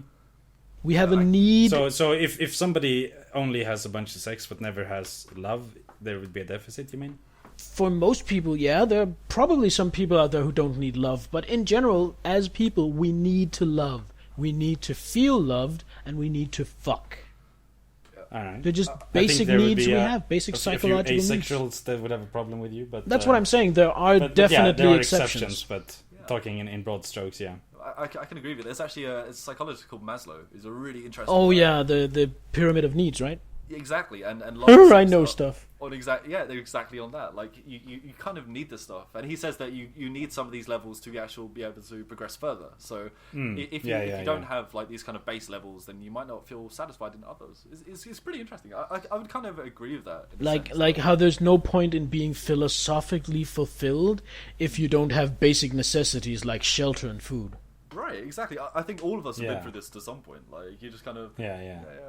Cool. Yeah, I mean, I've tried to think about something like really big and important, but then realized I was hungry, so I couldn't be asked. I thought you were going to say horny, but fair enough. Point still stands. That's my secret, Captain. I'm always horny. No, I'm actually not. My meds fuck it up. Oh no! Yeah. Just get a Viagra, yes. No, I don't have erectile problems. I have problems with actually wanting sex. Oh, okay. And when I say problems, I mean that my libido is probably at normal now. Because I've always been hypersexual. And this medicine lowers it to what I kind of, from observing, perceive is probably around the normal level. But that still bothers me, because normal level to me is still neutered. But the real problem with it is it makes me kind of anorgasmic. So even when I do have sex, and I enjoy sex, and I love sex, but I have problem coming. That sucks. Oh no. That does seem to be terrible. Yeah, it is. Yeah. I can imagine that being horrible, actually. Especially, like, yeah. So if anyone out there feel like they could help me overcome this... Spooky, sorry. Since we're talking about love and sex and everything, and you're Mr. Yoga Master, have you ever combined the two, like done tantric sex or anything like that? Yeah. I've dated a yoga instructor too. It was very, very interesting. And actually, Tantra is not specifically sexual, but it can be turned into it, and it can be very fun, especially with the addition of certain chemicals. It can be a very, very enjoyable experience indeed. Oh, God. So yes, yeah. It's worth a try. Date a yoga instructor. Right. I'm here all week. I have to... I mean, yoga has to be the best hobby because it's mostly women and they mostly have really sick bods. You have to, as a male yoga instructor, you have to kind of turn these things off. Like, you kind of have to. Because if you consider, like, your average... Imagine a yoga instructor doing, like movements on someone while they're doing a pose. You have to do this shit. Yeah. And as a red-blooded male, like everybody else, you have to turn this off at some point, at some level. You can't walk around over like a throbber. I've never seen a man do yoga, so I have to ask. Do you wear yoga pants? I do. Because I could imagine that pitching a tent in yoga pants would be extremely conspicuous. Dude, you don't understand. The struggle is real, dude. Like, especially, like I went to India to take my yoga teaching thing.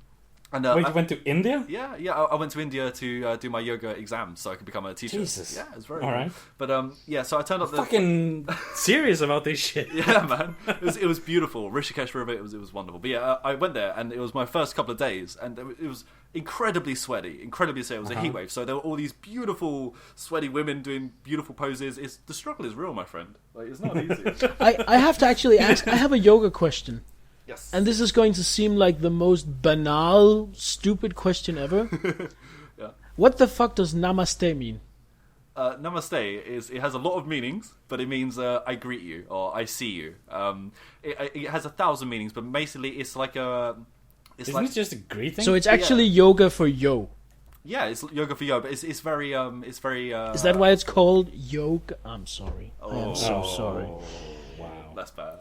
But yeah, it's just a formal greeting. Namaste. It's actually Indian, right? Yes, yeah. It also it's very formal, so I don't think Indian guys say that to each other very often. But it's just that white people go over there and say, "Oh, namaste," and then hello, white person saying the wrong thing. Hello, white person. Yeah, right. Because they'll speak English, or most of them. Yeah. They speak great English, dude. Like I had to speak Hindi only a couple of times. But that's only because they all work in tech support. You had to speak Hindi a couple of times? Yeah, when I was. Do you actually speak the language? No, I could say the name of a place and can I get there, like, or where do I go? So if I was stranded, so you spoke tourist Hindi. Tourist Hindi. How go eat place? Yeah, basically. Or, yeah. ¿Dónde es el biblioteca? Por favor. This white guy, he's taking a piss now. Wait, dope, was that Hindi? Yes. It was wonderful. Namaste, my friend. Namaste. Oh, Christ. Alright, where were we? I'm totally sidetracked. Just thinking about spooky and yoga pants now.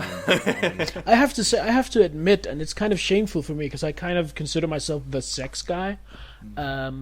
I have. I kind of consider myself the sex guy. I do, I haven't tried tantric sex, and I don't know how it works. I don't know how to do it, and that kind of pisses me off. I need to find someone to teach me tantric sex. I could show you some links and talk you through what I know. I don't know very much. But that didn't turn out like what I thought you were about to say. Yeah. Oh, should I just? You know, I could show you. I could show you a few. I mean, links. Well, my friend, I was in Denmark the other day. You know, it's not. You were, and you didn't let me know. I know. No, it was like a month ago, I think. It wasn't. And you didn't let me know. It was on the other side of the country. I was in Copenhagen. Anyways, yeah, okay, fair enough. I was gonna say I could have just come to Copenhagen, but I actually couldn't.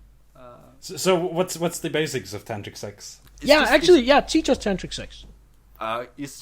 It's not as much as everyone thinks it is. It's just having really slow. So you have to be as slow as possible, make everything count. This is where the chemicals come in because they can help you do this. So when we're talking about chemicals here, we're talking about like Rohypnol or something, or like Viagra. You could do ecstasy, mushrooms. There's a few things that might heighten your senses during it. Right. So we're talking about like psychedelics or mind-altering things, not like Viagra. Let's try it without those because I have exceptionally fragile brain chemistry.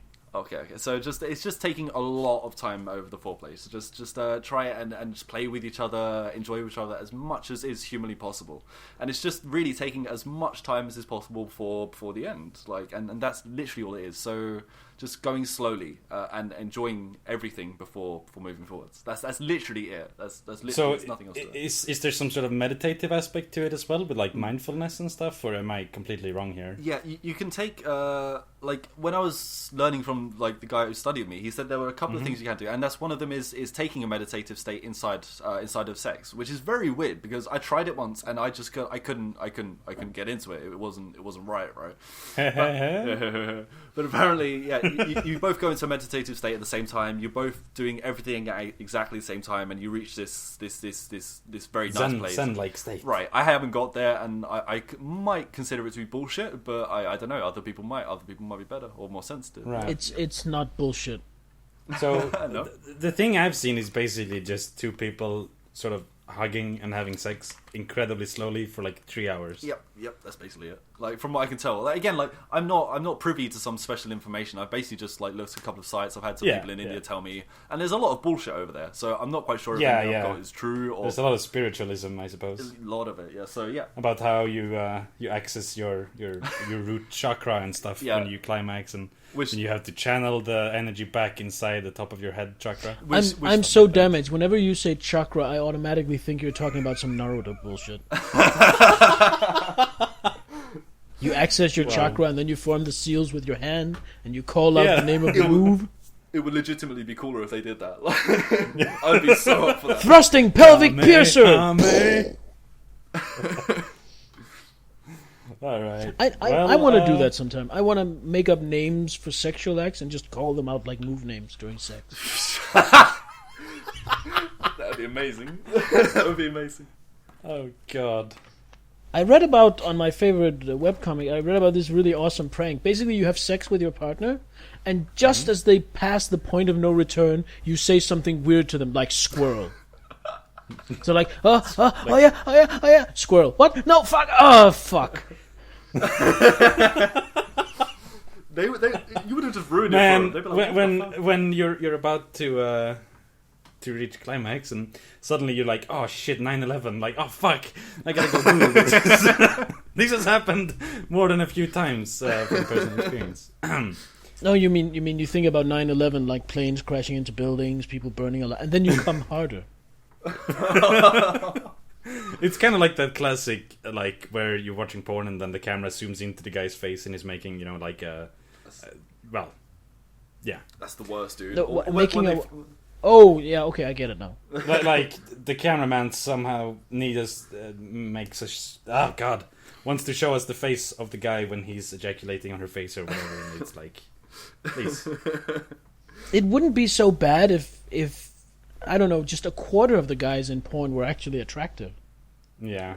I mean, let's be fair, they can't all be Evan Stone. Evan Stone is the pinnacle. He's truly the pinnacle. I'm kind of sad I've never been asked the who is your waifu question, because that is my waifu right there. Evan Stone. I think you would be his waifu. I'm not sure about that. I would be more than just waifu for him. All right. Well, enough talk about this. Let us move on to the topic of death. A much cheerier subject. Also, this is the perfect topic to have on today, because if we're going to talk about death, I want to talk about it with a neuropsychologist. Ooh, okay. Cool. Oh, Let's do it. All right.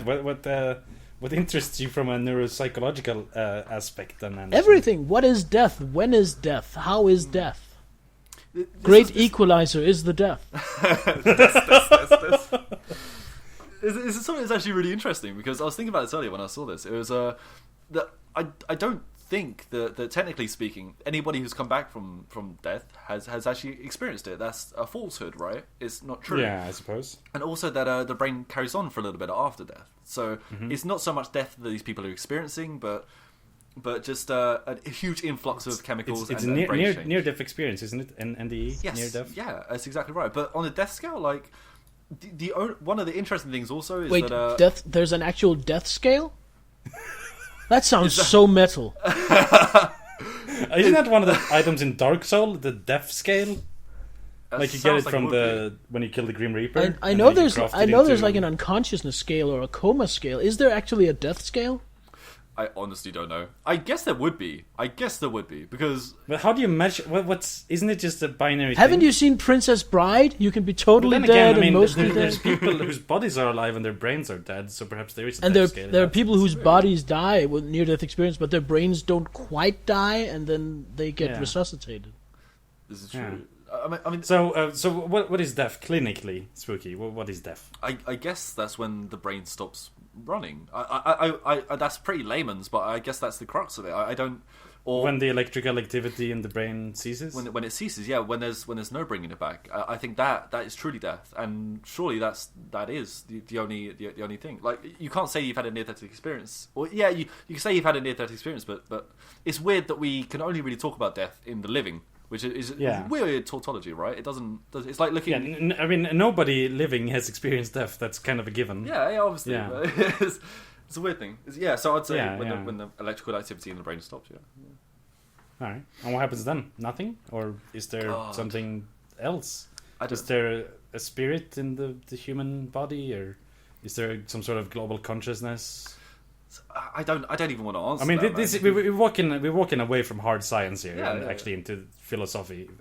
Well, I say that weird, but so, what are your thoughts about it? Mine, I honestly have not. I feel like I'm pretty much everybody else. I'm in the same. I have no idea, like literally none. I can't even suspect it a thing. Like I think this might be like a kind of litmus test. If I say anything after this, then there will be someone who can say, well, no, that's wrong, because I probably am. Like, I have no idea. What are your thoughts? Like, I have no idea. I, being the slight softcore nihilist that I am, think that we are literally only a collection of biochemical reactions in our brain. When that stops, we stop. There is nothing. Oblivion. So it is the same as before you were born, pretty much? Yeps. All right.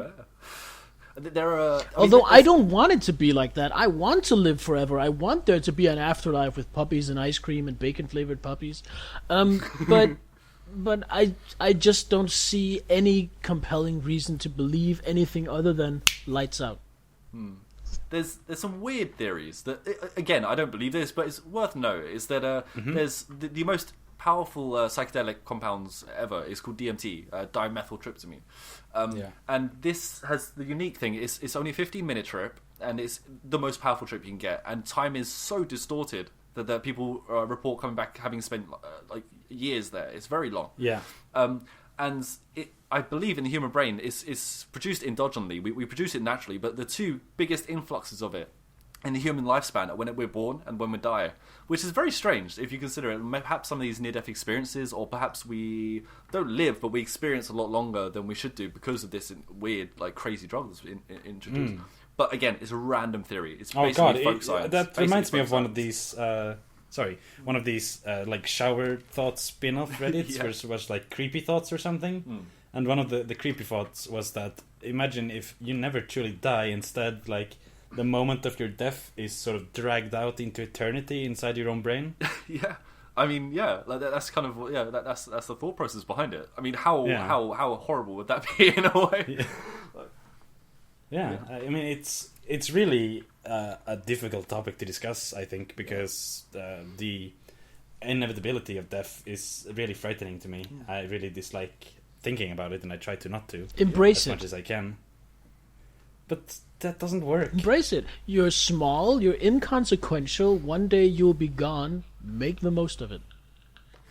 The thing, though, if I knew that I was gonna die at 85, it'd be like, okay, let's make the most out of life. I have these many years guaranteed. You're not guaranteed to even survive to the end of this podcast. Exactly. That's the thing that bothers me. Yeah. Like, I think about stupid little things, like I have all these TV shows I want to watch, and like I put them aside, I'll watch it tomorrow, and then I just imagine something happening and tomorrow never coming, and it's like, I don't know, it just feels there's this sort of dread inside me, I suppose, when I think about it.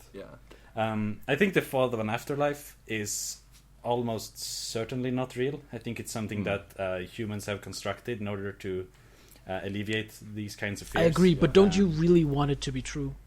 Yes. Hell yes. Like, I got kind of depressed a while back, I suppose, when I was like 16 or something, and basically forced myself to accept that there was an afterlife so I could go on with my days, you know? Because everything was just so dark for a while.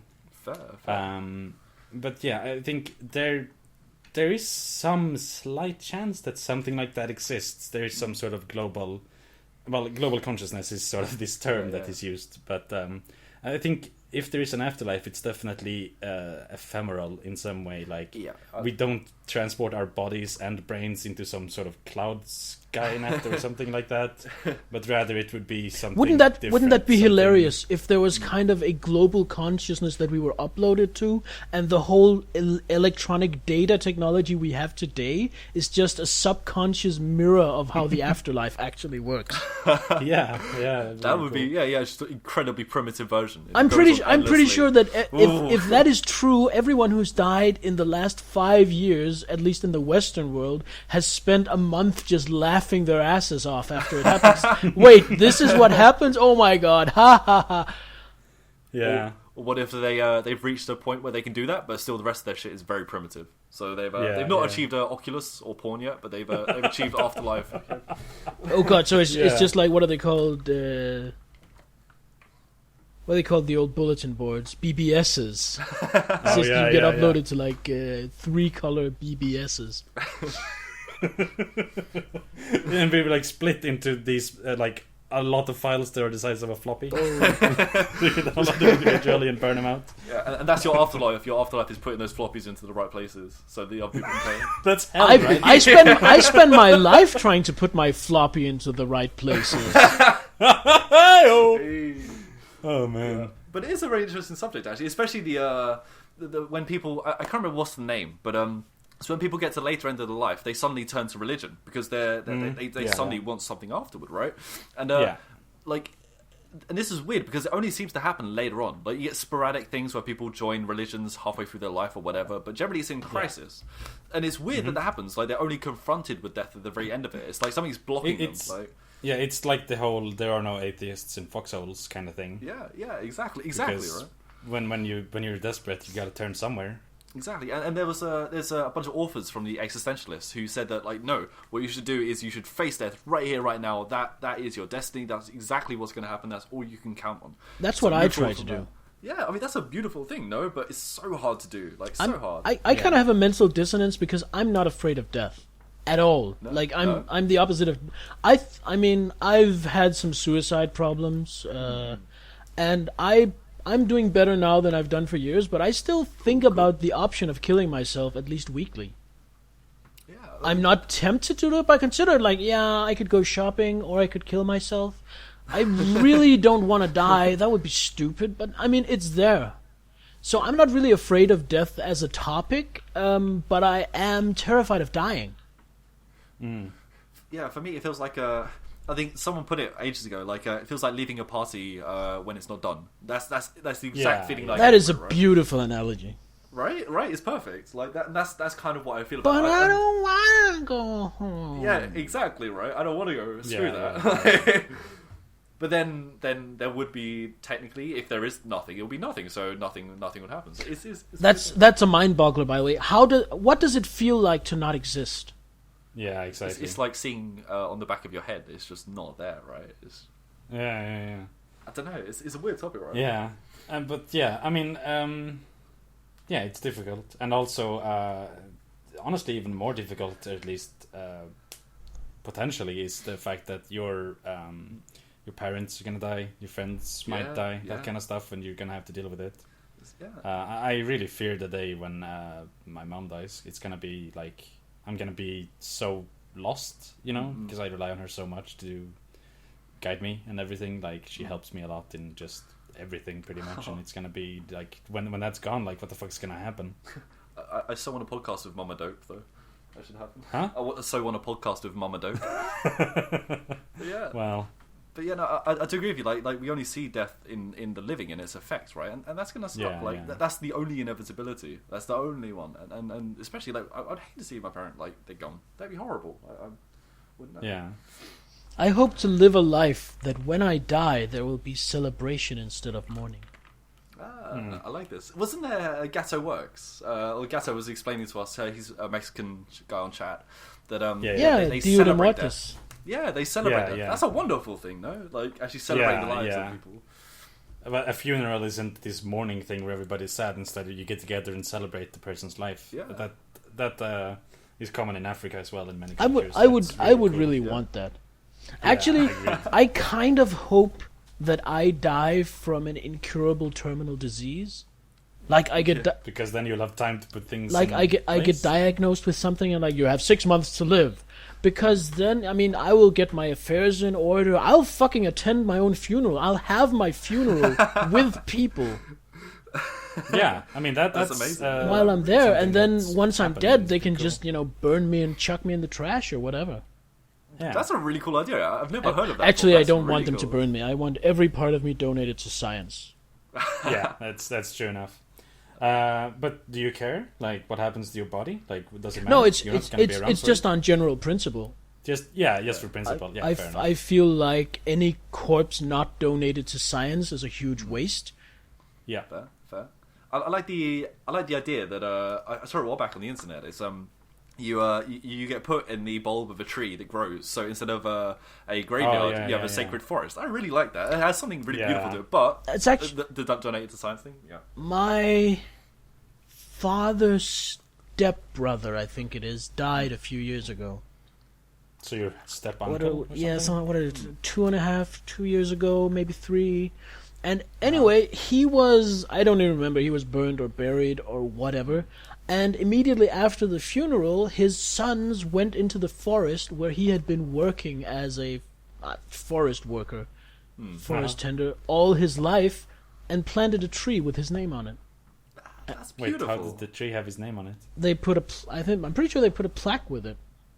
Oh, okay, yeah. And they visit that tree regularly. They have they all go there once a year. But yeah, that's so much better than a graveyard in my opinion. That's so beautiful. I'd love that. Yeah. But then again, so many people die every day that if everybody did it, it wouldn't really work. Honestly, I want to be donated to science, and anything that isn't donated to science, just cremate it or put it in an unmarked grave. I don't want any monument to me. Fair. Yeah. If there's going to be a monument to remember me, I want it to be within the hearts and minds of people. Oh, come on. Come on, Anderson, you can't be that cheesy. We have a vegan on. No, but I mean, yeah, I agree. It's a beautiful sentiment, even though it sounds like super, super fake and cheesy when you say it like that. But I mean, I do agree. It is a very nice thought. Any thoughts, Spooky? What happens after you die? I mean, specifically with your family and body and all that kind of stuff. Oh, for me, I like the medical idea. I like the forest idea. Really, I don't care. I really like Anderson. Anderson, you've got death nailed down, my friend. Really. Actually, let me ask you. I want all that. Let me ask you, Spooky. Are you ready to die? The answer should definitely be no. Yeah. Because otherwise, why are you sitting here and not killing yourself? No, I'm not saying do you want to die. I'm saying, are you ready? I think I'd approach. I don't know. I could be talking out my ass, and I probably am. But I think at the moment, if a doctor came to you and said you have cancer, you have 2 months to live, I'd probably approach it in the same way I'd approach going to a job for the second year, and I hate it. Right? It's just a dread, but it's just something I got to do. You know, it's just a thing. It's just a thing. So wait, let's rephrase this. Let's say a meteor hit you right now, and your spirit floated out of you, and you got to look upon yourself for 3 seconds before everything we just went into oblivion. Yeah. Would you feel disappointed that it happened too early? I think. Hell yeah. Would you feel unfulfilled? I think if I die at the age of 109, I'll be disappointed that it happened too early. I feel like I'm greedy. I want more of life. It sucks, but it's also wonderful. This is true. Yeah, I think at heart we're all greedy. I think I don't think anyone really. There's probably a couple of them, but I think everyone at the end kind of goes, shit, I should have done this. I should have done this. I think everybody feels that. Everyone, I think maybe. So I'm ready, but fuck, I don't want to. Honestly, the idea of 3 seconds and then oblivion, that's absolutely horrifying. Because that's just 3 seconds of regret and confusion and fear, and then nothing. Yeah. That's much worse than just instant oblivion. There's this was just that's like 3 seconds in hell before you go away. Yeah, true enough. That's what the Tibetan Book of the Dead, which is the thing that they it's called the Bardo Toll. It's a book about how the Tibetans and Buddhists specifically believe that we die, and they say that you do have a certain period. I think it's 44 days where you're going to go into the other world, where you're put on this enormous kind of a testing ground, and then if you've passed a certain amount of tests, you get to Buddhahood. You get to leave the cycle. But is this about reincarnation, or is that different philosophy? It's reincarnation, and then you fall into the one that it's basically oblivion. But they say like a lot of it, if you can remain calm and don't fall to confusion and fear and madness, then you should be fine. But isn't the utmost goal in Hinduism to reach oblivion though? What is it, Shangri-La? Is that what that is? There's when you break the circle of reincarnation, you sort of fade away somehow. Well, I think that was Buddhist, but honestly, I know so little about it. I think it's right. I think right. that very often. Oh, yeah, it might be Buddhist. Yeah, you're right. Yeah, I honestly, I think like there's certain levels of enlightenment you can get, and the ultimate is to break your karmic cycle, which is stuff like this. But honestly, I have no idea what any of it means. I don't. I think so. Right. I think. Fair enough. I read this book recently, 2 years ago maybe, for like English class. I'm studying still, because I'm a retard, basically. But yeah, it was one of the books we had to read. And it was about this guy who was terminally ill, and his body was basically giving up on him, even though his mind was fully functional. I cannot remember for the life of me what it was called. but it was really good and really interesting. It was like a real thing. One of his students, he was a teacher. Was it sort of? Sorry, was it a butterfly in a bell chamber? Butterfly in a bell thing? Wait, sorry. No, that's not it. Okay, sorry. I'm trying to find it, but fuck, I can't. But yeah, one of his students, who had later in life become a journalist, I think, sort of came back to him and recorded these tapes with interviews with him, and then wrote the book. So it was like non-fiction, right? And it was just really sort of, how do you say it? Like touching, interesting. It was very. It opened many. Fuck, I'm terrible at this. But like, it explained many things that you sort of never questioned before, and you never thought about before. About this guy, basically, I don't remember what he had, but something like MS, where his body was just sort of deteriorating on him. And he decided in the end to commit assisted suicide. Okay. But basically, one of the points of the book was that he was so consistently happy, even though he was dying. Like, people came to him and they were sad, like, oh, this is going to be our last time together. And he was like, no, this is going to be our last time together. Let's have fun. Let's cherish these moments together. What an awesome attitude. Right? Yeah, definitely. That sounds incredibly powerful. Like, That's truly. That's kind of why I feel like people should, be ready to die, to have a more open relationship with death. Face it, like Spooky mentioned. Yeah. I mean, I'd like that, but at the same time, I think I'd be a little fraidy chicken. I think the ideal state of mind, and it's probably hard to obtain, is to not be afraid of death or dying at all, but still not want to. Yeah, I suppose so. I'd agree with that. That's a good statement to put forward. That's kind of like I feel about going to the dentist.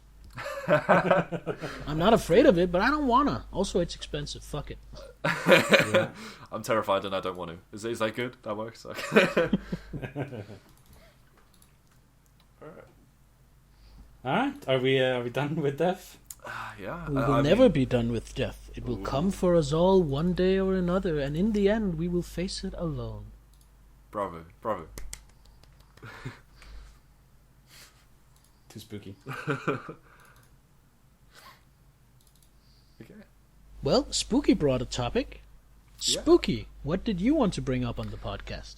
Okay. Sorry. The book is called Tuesdays with Maury. Okay. I would highly recommend it. I know we've already done our recommendations, but yeah.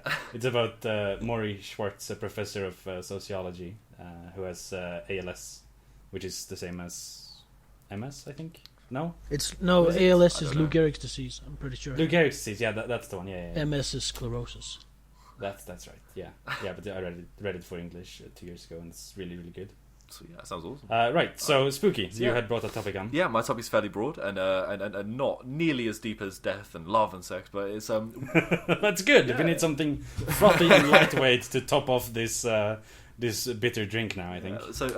What is the most powerful movies you've watched and why? I only say this because I love movies and I love specifically very random and very powerful movies. So I was just getting your takes on it. Like Pacific Rim. I don't think there's anything more powerful than those giant robots. That's what you meant, right? Godzilla, my friend. I'm not sure. You might Fuck off! Those robots were built to beat up super alien hyper Godzillas. But they did get wrecked, man. Gypsy Danger would fuck Godzilla in the ass with her plasma cannon. Gypsy Danger is tiny compared to Godzilla. Yeah, but fucking no. Also, you guys probably already knew this. Do you know that in the movie Gypsy Danger, the actual computer of the robot is voiced by GLaDOS? Really? But GLaDOS isn't a person. The same. Come on, Dope, please. Yeah. It's like voiced by actual GLaDOS. It's voiced by the same voice actor, and they put the same filters on, and she does the same kind of way of speaking. Like I didn't even realize they're only like there was a computer that there are only like 3 lines or so in the movie, like engaging neural coupling, stuff like that. Oh yeah, and that is the voice of GLaDOS doing the voice of GLaDOS for Gypsy Danger. That's like Dinklage in Destiny. It's like pure fan service. Dinklage in Destiny is weird. It confuses the hell out of me. I didn't realize. I've seen clips of that game, and it seems so misplaced because I can't stop thinking about Tyrion Lannister. Like, what the? This is science fiction. What's Tyrion doing here? Get out! Get out of my fucking science fiction. I'm such a big fan of Tyrion Lannister that I actually have a tattoo that says "God of Ale and Whores." Hey. No, sorry, God of Tits and Wine. Tits and wine. That's pretty badass. I like this. Shame is the tattoo was done by an amateur, so it looks like shit. So I have to pay to get a pro to jazz it up and make it look good. That works. All right. Just say So Anderson, do you have a real answer to this question about the most powerful films? No, I was desperately trying to buy time, but I've not come up with anything yet. All right. How about Spooky? It's your question, so... See, my question, my answer is going to be one of maybe two. First one is going to be one that all of you are going to hate, but it's Upstream Color. It's a oh, for fuck's sake. Film. True. You fucking I knew you'd say that, but it's beautiful. It is not this beautiful. This is going to shock you, but I have no idea what you're talking about. No, we watched it on Monster Madness last year. It's a wonderful film. Truly, it's deep. It has beautiful imagery. It's mundane. It's garbage. It's always blurry. The music is pain-inducing. I must admit, though, it did make me think for quite a while. Right. And I sort of considered everything that happened, but afterwards, I still I don't think it redeemed itself. Okay. The story was deeper than I gave it credit for, but all the scenes are so bad. I know, but people it's like... they talk like, who wrote this dialogue? Some sort of robot? I know, but please, people don't talk like this. It's written like you're going to work, but the actual movement is so beautiful. It's so symbolic, and I love it. No, it's basically people sitting on a train staring at each other half the fucking film, and there's so much blur you can't see shit. Okay. Like somebody smeared a fucking can of Vaseline on the lens or something. What the fuck? Alright, okay, so... I would not recommend that film unless you are a hipster vegan yoga man who likes that kind of shit. And if you are, you're gonna love it. You're gonna love that. But but the second one is... So why did it touch you? It was so open to interpretation. Honestly, from the sound of the banter, it touched you too, Dope, just not in a good way. Negative, yeah. This is true. Show me on the doll. Yes. Exactly. Yeah, I really liked it. I thought it was shot magnificently. It was very slow. That's what I liked about it. But okay, so this film is like the definition of pretentious to me. It is. It's so pretentious, but I'm incredibly pretentious, so it kind of fits. Yeah, fair enough. The second movie is it's called Waking Life, and this one is truly pretentious, but. It's basically... Oh god, more pretentious than Upstream Color? More pretentious, but it's basically... Wait, no, this doesn't make any sense. We've reached critical mass here, man. Actually, you might like this one. I think you might like this one. It's basically, it's just this film shot in a cartoon, basically, and the whole subplot of it is a guy going in and out of dreams. But the whole point of the film is you get put in a place, and then there's 2 or 3 guys or 4 guys just talking really, really interesting things. Like, it might be philosophy, it might be... the state of animal well-being. It might be anything, absolutely anything, and this goes on for about an hour, but it's really, really interesting. And what did you mean when you said it's shot in a cartoon? Yeah, it's shot entirely in a cartoon, but it's almost lifelike. Wait, so what does that mean? It's shot in a cartoon. Okay. Wait, if you're interested Spooky, in this, are you just talking about an animated podcast? Yeah, it's kind of just if you feel like it, watch a trailer for Waking Life. That's all. It's very you're gonna have to explain what this term "shot in a cartoon" means. Okay, so it's shot in real life, but everything is cartoony. It's overlaid with it's very heavily effect or driven, I guess would be the word. Okay. Yeah, but yeah, it's very worth a look. It's so is it like rotoscoped, or is it like people walking in sets that have oversized furniture? Kind of both. Okay, I think. Fair enough. I think. I'm not quite sure what rotoscope is also, so... Oh, well, it's basically like painting over film. Yes, I think it's rotoscope then, yeah. Yeah, that sounds it. But it's very interesting. I would go for that. It's very powerful, and it's very nice. Yeah, that's my answer. Okay, so and why did it touch you then? Why did it affect you? Because it's incredibly provocative. It's like I would watch like a lot of films, and the narrative is very beautiful, and everything happens. But this one's very direct, and it's very cheap. So that the writers are trying to put forward their ideas very bluntly and as well as they can. And it's just it's incredibly thought provoking. Is what I would call it, and powerful in that sense. That's what I would say. That's why. All right. hipster gibberish. Okay, you're pretty much, yeah. I mean, no, I guess it sounds somewhat interesting. There doesn't seem to be a plot as far as like what you're presenting. It sounds like it could be a talk show or something. Yeah, there really isn't a plot. It's more like a talk show than a film, but it's presented as a film, I think. Yeah. All right. Yeah, fair enough. You're gonna have to send me a link to like an IMDb or something afterwards. Yeah, we'll do. I'll check it out. So, Sir Anderson? Yeah? Do you have a film? Or... Well, the thing is, I don't remember out of hand any film being exceptionally powerful, but I know a lot of films have been for me, because when I watch movies, if it's a movie that's kind of engaging, like if it tries to be powerful or emotional, I feel like I'm pretty good at letting myself get caught up in it. Okay. So I kind of deliberately lower my guard and let the movie suck me in. I mean, I cried at Pearl Harbor. Really? Yeah.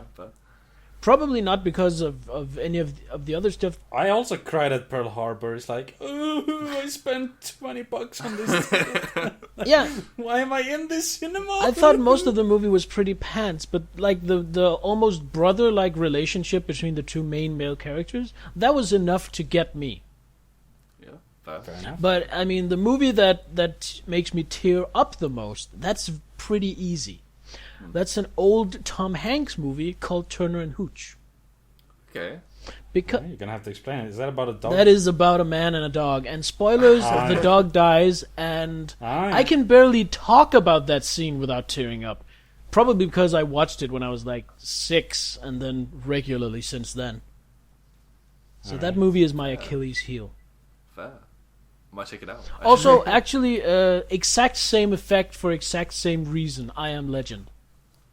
Yeah. That scene destroys me. That scene destroys me. The question about I Am Legend is if you watched it with the proper ending or the shit ending. The second ending? There's two different I have it with both. Really? I've only watched it with the normal ending. What's the alternate ending, if you don't mind? And it's if you're actually you seem interested in this, so I would say you should watch it. Watch it, yeah. All right, it's on YouTube, like the alternate ending. It's okay. worth just watching. I will do. Because one of the endings, I'm not even sure which one is which, to be honest. If it's the director's cut that sucks, or if it's the director's cut that's great. Because anyway, one of them really just ruined the film for me. Well, one of them is really good. Okay. Yeah. Check it out. The film that has influenced me the most, it's gonna be really silly when I say it, but I think it's the American version of The Grudge. Really? Okay. Because that film scared the fucking shit out of me. I honestly, like, that's the only film that I can think of that I have had, like, genuine nightmares about. I still sort of watch that film today, and I just get these goosebumps of like, oh fuck, no, it's happening again. Like, no, why? I don't know. I really like horror films, but The Grudge, for some reason, it might be just the fact that I watched it when I was younger or something like that, but it really has influenced me a lot. I have sort of developed a phobia because of that film, I guess. It's like, it's really influenced my behavior in many ways. Cool. And I still consider it one of the most effective horror films I've ever seen. I totally agree with you. That was horrifying to me. Like there was a period a few years like around there where they started releasing really creepy films. They perfected that art right there. And like the Japanese horror. I don't think I've seen the American version of The Grudge. I think I've seen the Japanese version of it. I didn't like the Japanese version. I thought it was kind of. I looked at it later. Yeah, I much prefer the remake. But Same with the Ring. The thing is, though, I kind of know why I thought it was because it was so hyped. Oh, it's the greatest horror ever, and it's from Glorious Nippon, and it's a million billion times folded better than the American remakes. And then I saw it, and I was like, yeah, it's alright, I guess. Yeah. I really dislike Ringu, like the original The Ring, because that is like so low budget. That's the other way for me. I've only seen the American Ring. I haven't seen the. The only thing creepy in The Ring, because The Ring is really just a slasher horror blah. The only thing creepy in The Ring is the actual content of that tape. That looks creepy as fuck. I actually it sets the atmosphere. I actually had that as a screensaver. Just whenever my computer was idle for 5 minutes, that tape would just run without sound. I had to take it off because it spooked other people. I liked it. I think the mystery plot and everything in The Ring is really bad, and the acting is kind of abysmal. But I think that the horror and the sort of the creepy atmosphere is genuinely. See, effective. I didn't feel like it was a horror movie at all. I felt like it was a mystery movie, like a detective movie. Yeah. And I thought it was pretty good as that. I just didn't think it was scary or creepy at any point. Right. Yeah. Well, another film that is really influential just because I love it so much is Cube Zero. It's the third film in the Cube series. Oh, actually, wait. Do miniseries count? Because then I have found something that's hugely impactful. Sure. yeah. I don't know if I'm a weeaboo. I'm kind of a non-anime weeaboo in that I don't really watch a lot of anime, but I am kind of a Japanophile. I feel like Japan is exciting and cool and interesting, and I know exactly where that comes from. That comes from an 8-year-old me being allowed to stay up late evenings and watch Shogun. Fair. Shogun? Yeah, the miniseries Shogun with Richard Chamberlain. I've never heard. Oh my god, it is so good, but it's 9 hours long, so take your time if you're going to watch it.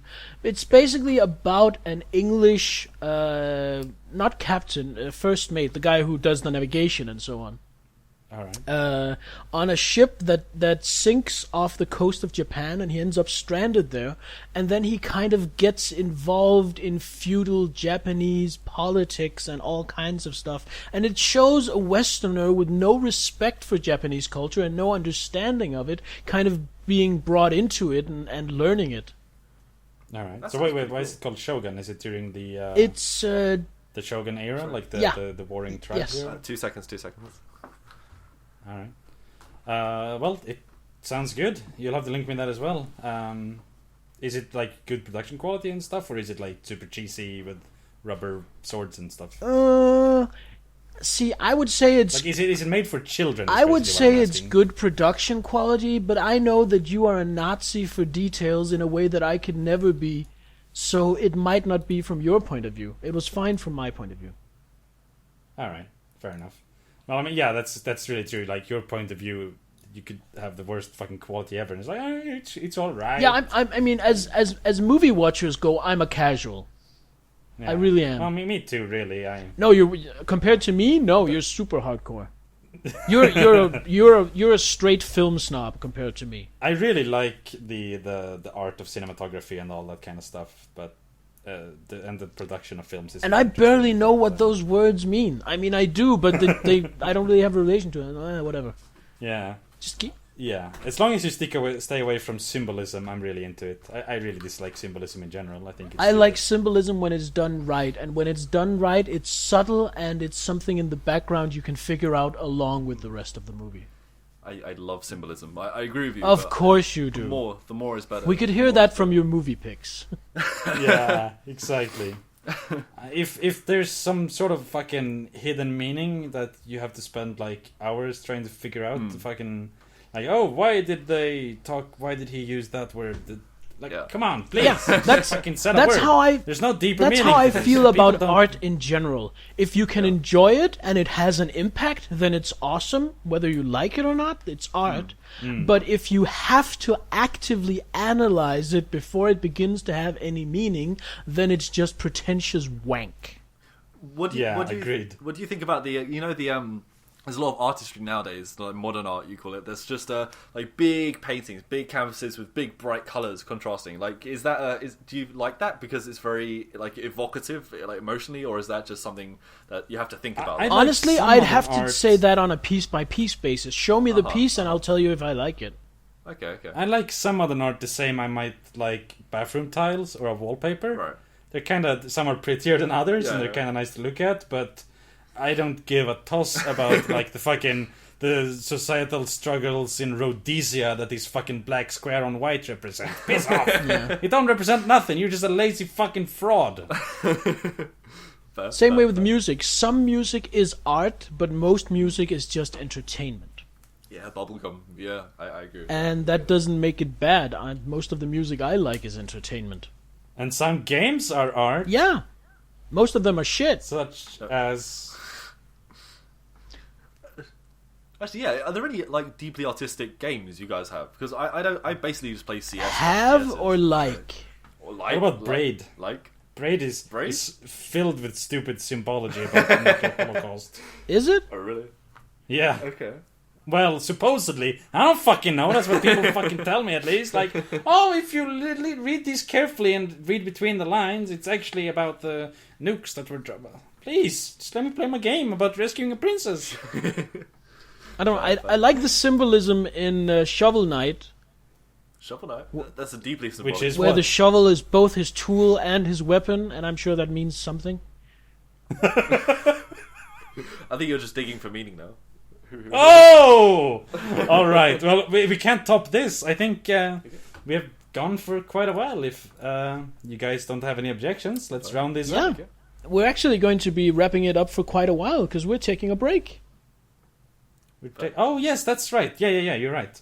I completely lost what you meant there, but yes. There will be no podcast next week, because we have a little event in the community that we call Dopecom, which is basically like 20-some people gathering in Sweden and having a fun time.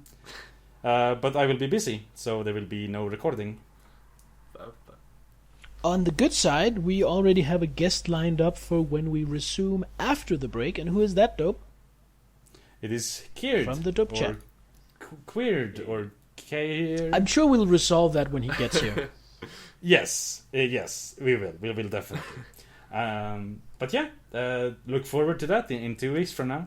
And if you have any feedback, which I'm sure you do, we've talked about a lot of different topics today. I'm sure there will be people basically calling Spooky the worst person, and then there'll be people calling Anderson the worst person because of your stance on animal rights. That's actually offensive. Calling Spooky the worst person. I'm clearly the worst person, and I won't have anyone say otherwise. If you disagree with that, just post it in the comments below. Or if you have any other feedback, we would love to hear it. You can also send it to dopelives@gmail.com, or you can find me on Twitter, dopefish_lives. I am on Twitter @SirAnderson1. Also, if you want to hear more of my random thoughts and ramblings about my life, I actually have a blog. It's siranderson.tumblr.com. And Spooky, where can they find you? If you really want to find me, I'm on Tumblr @SpookyPliz, PLS, after my name. Yep. All right. Do you have a Twitter? That's my Twitter. Yep, that's me. Wait, but you said they can find you on Tumblr. Oh, did I say Tumblr? I did not mean to say Tumblr. Don't go to Tumblr. Okay, so this is your Twitter is SpookyPliz. Yeah, my Twitter is SpookyPliz. There we go. If you want All right. The links will be below as usual. And with that, my good friends, we bid you adieu. Thank you. See you soon. Thank you for tuning in. Bye-bye. Bye-bye.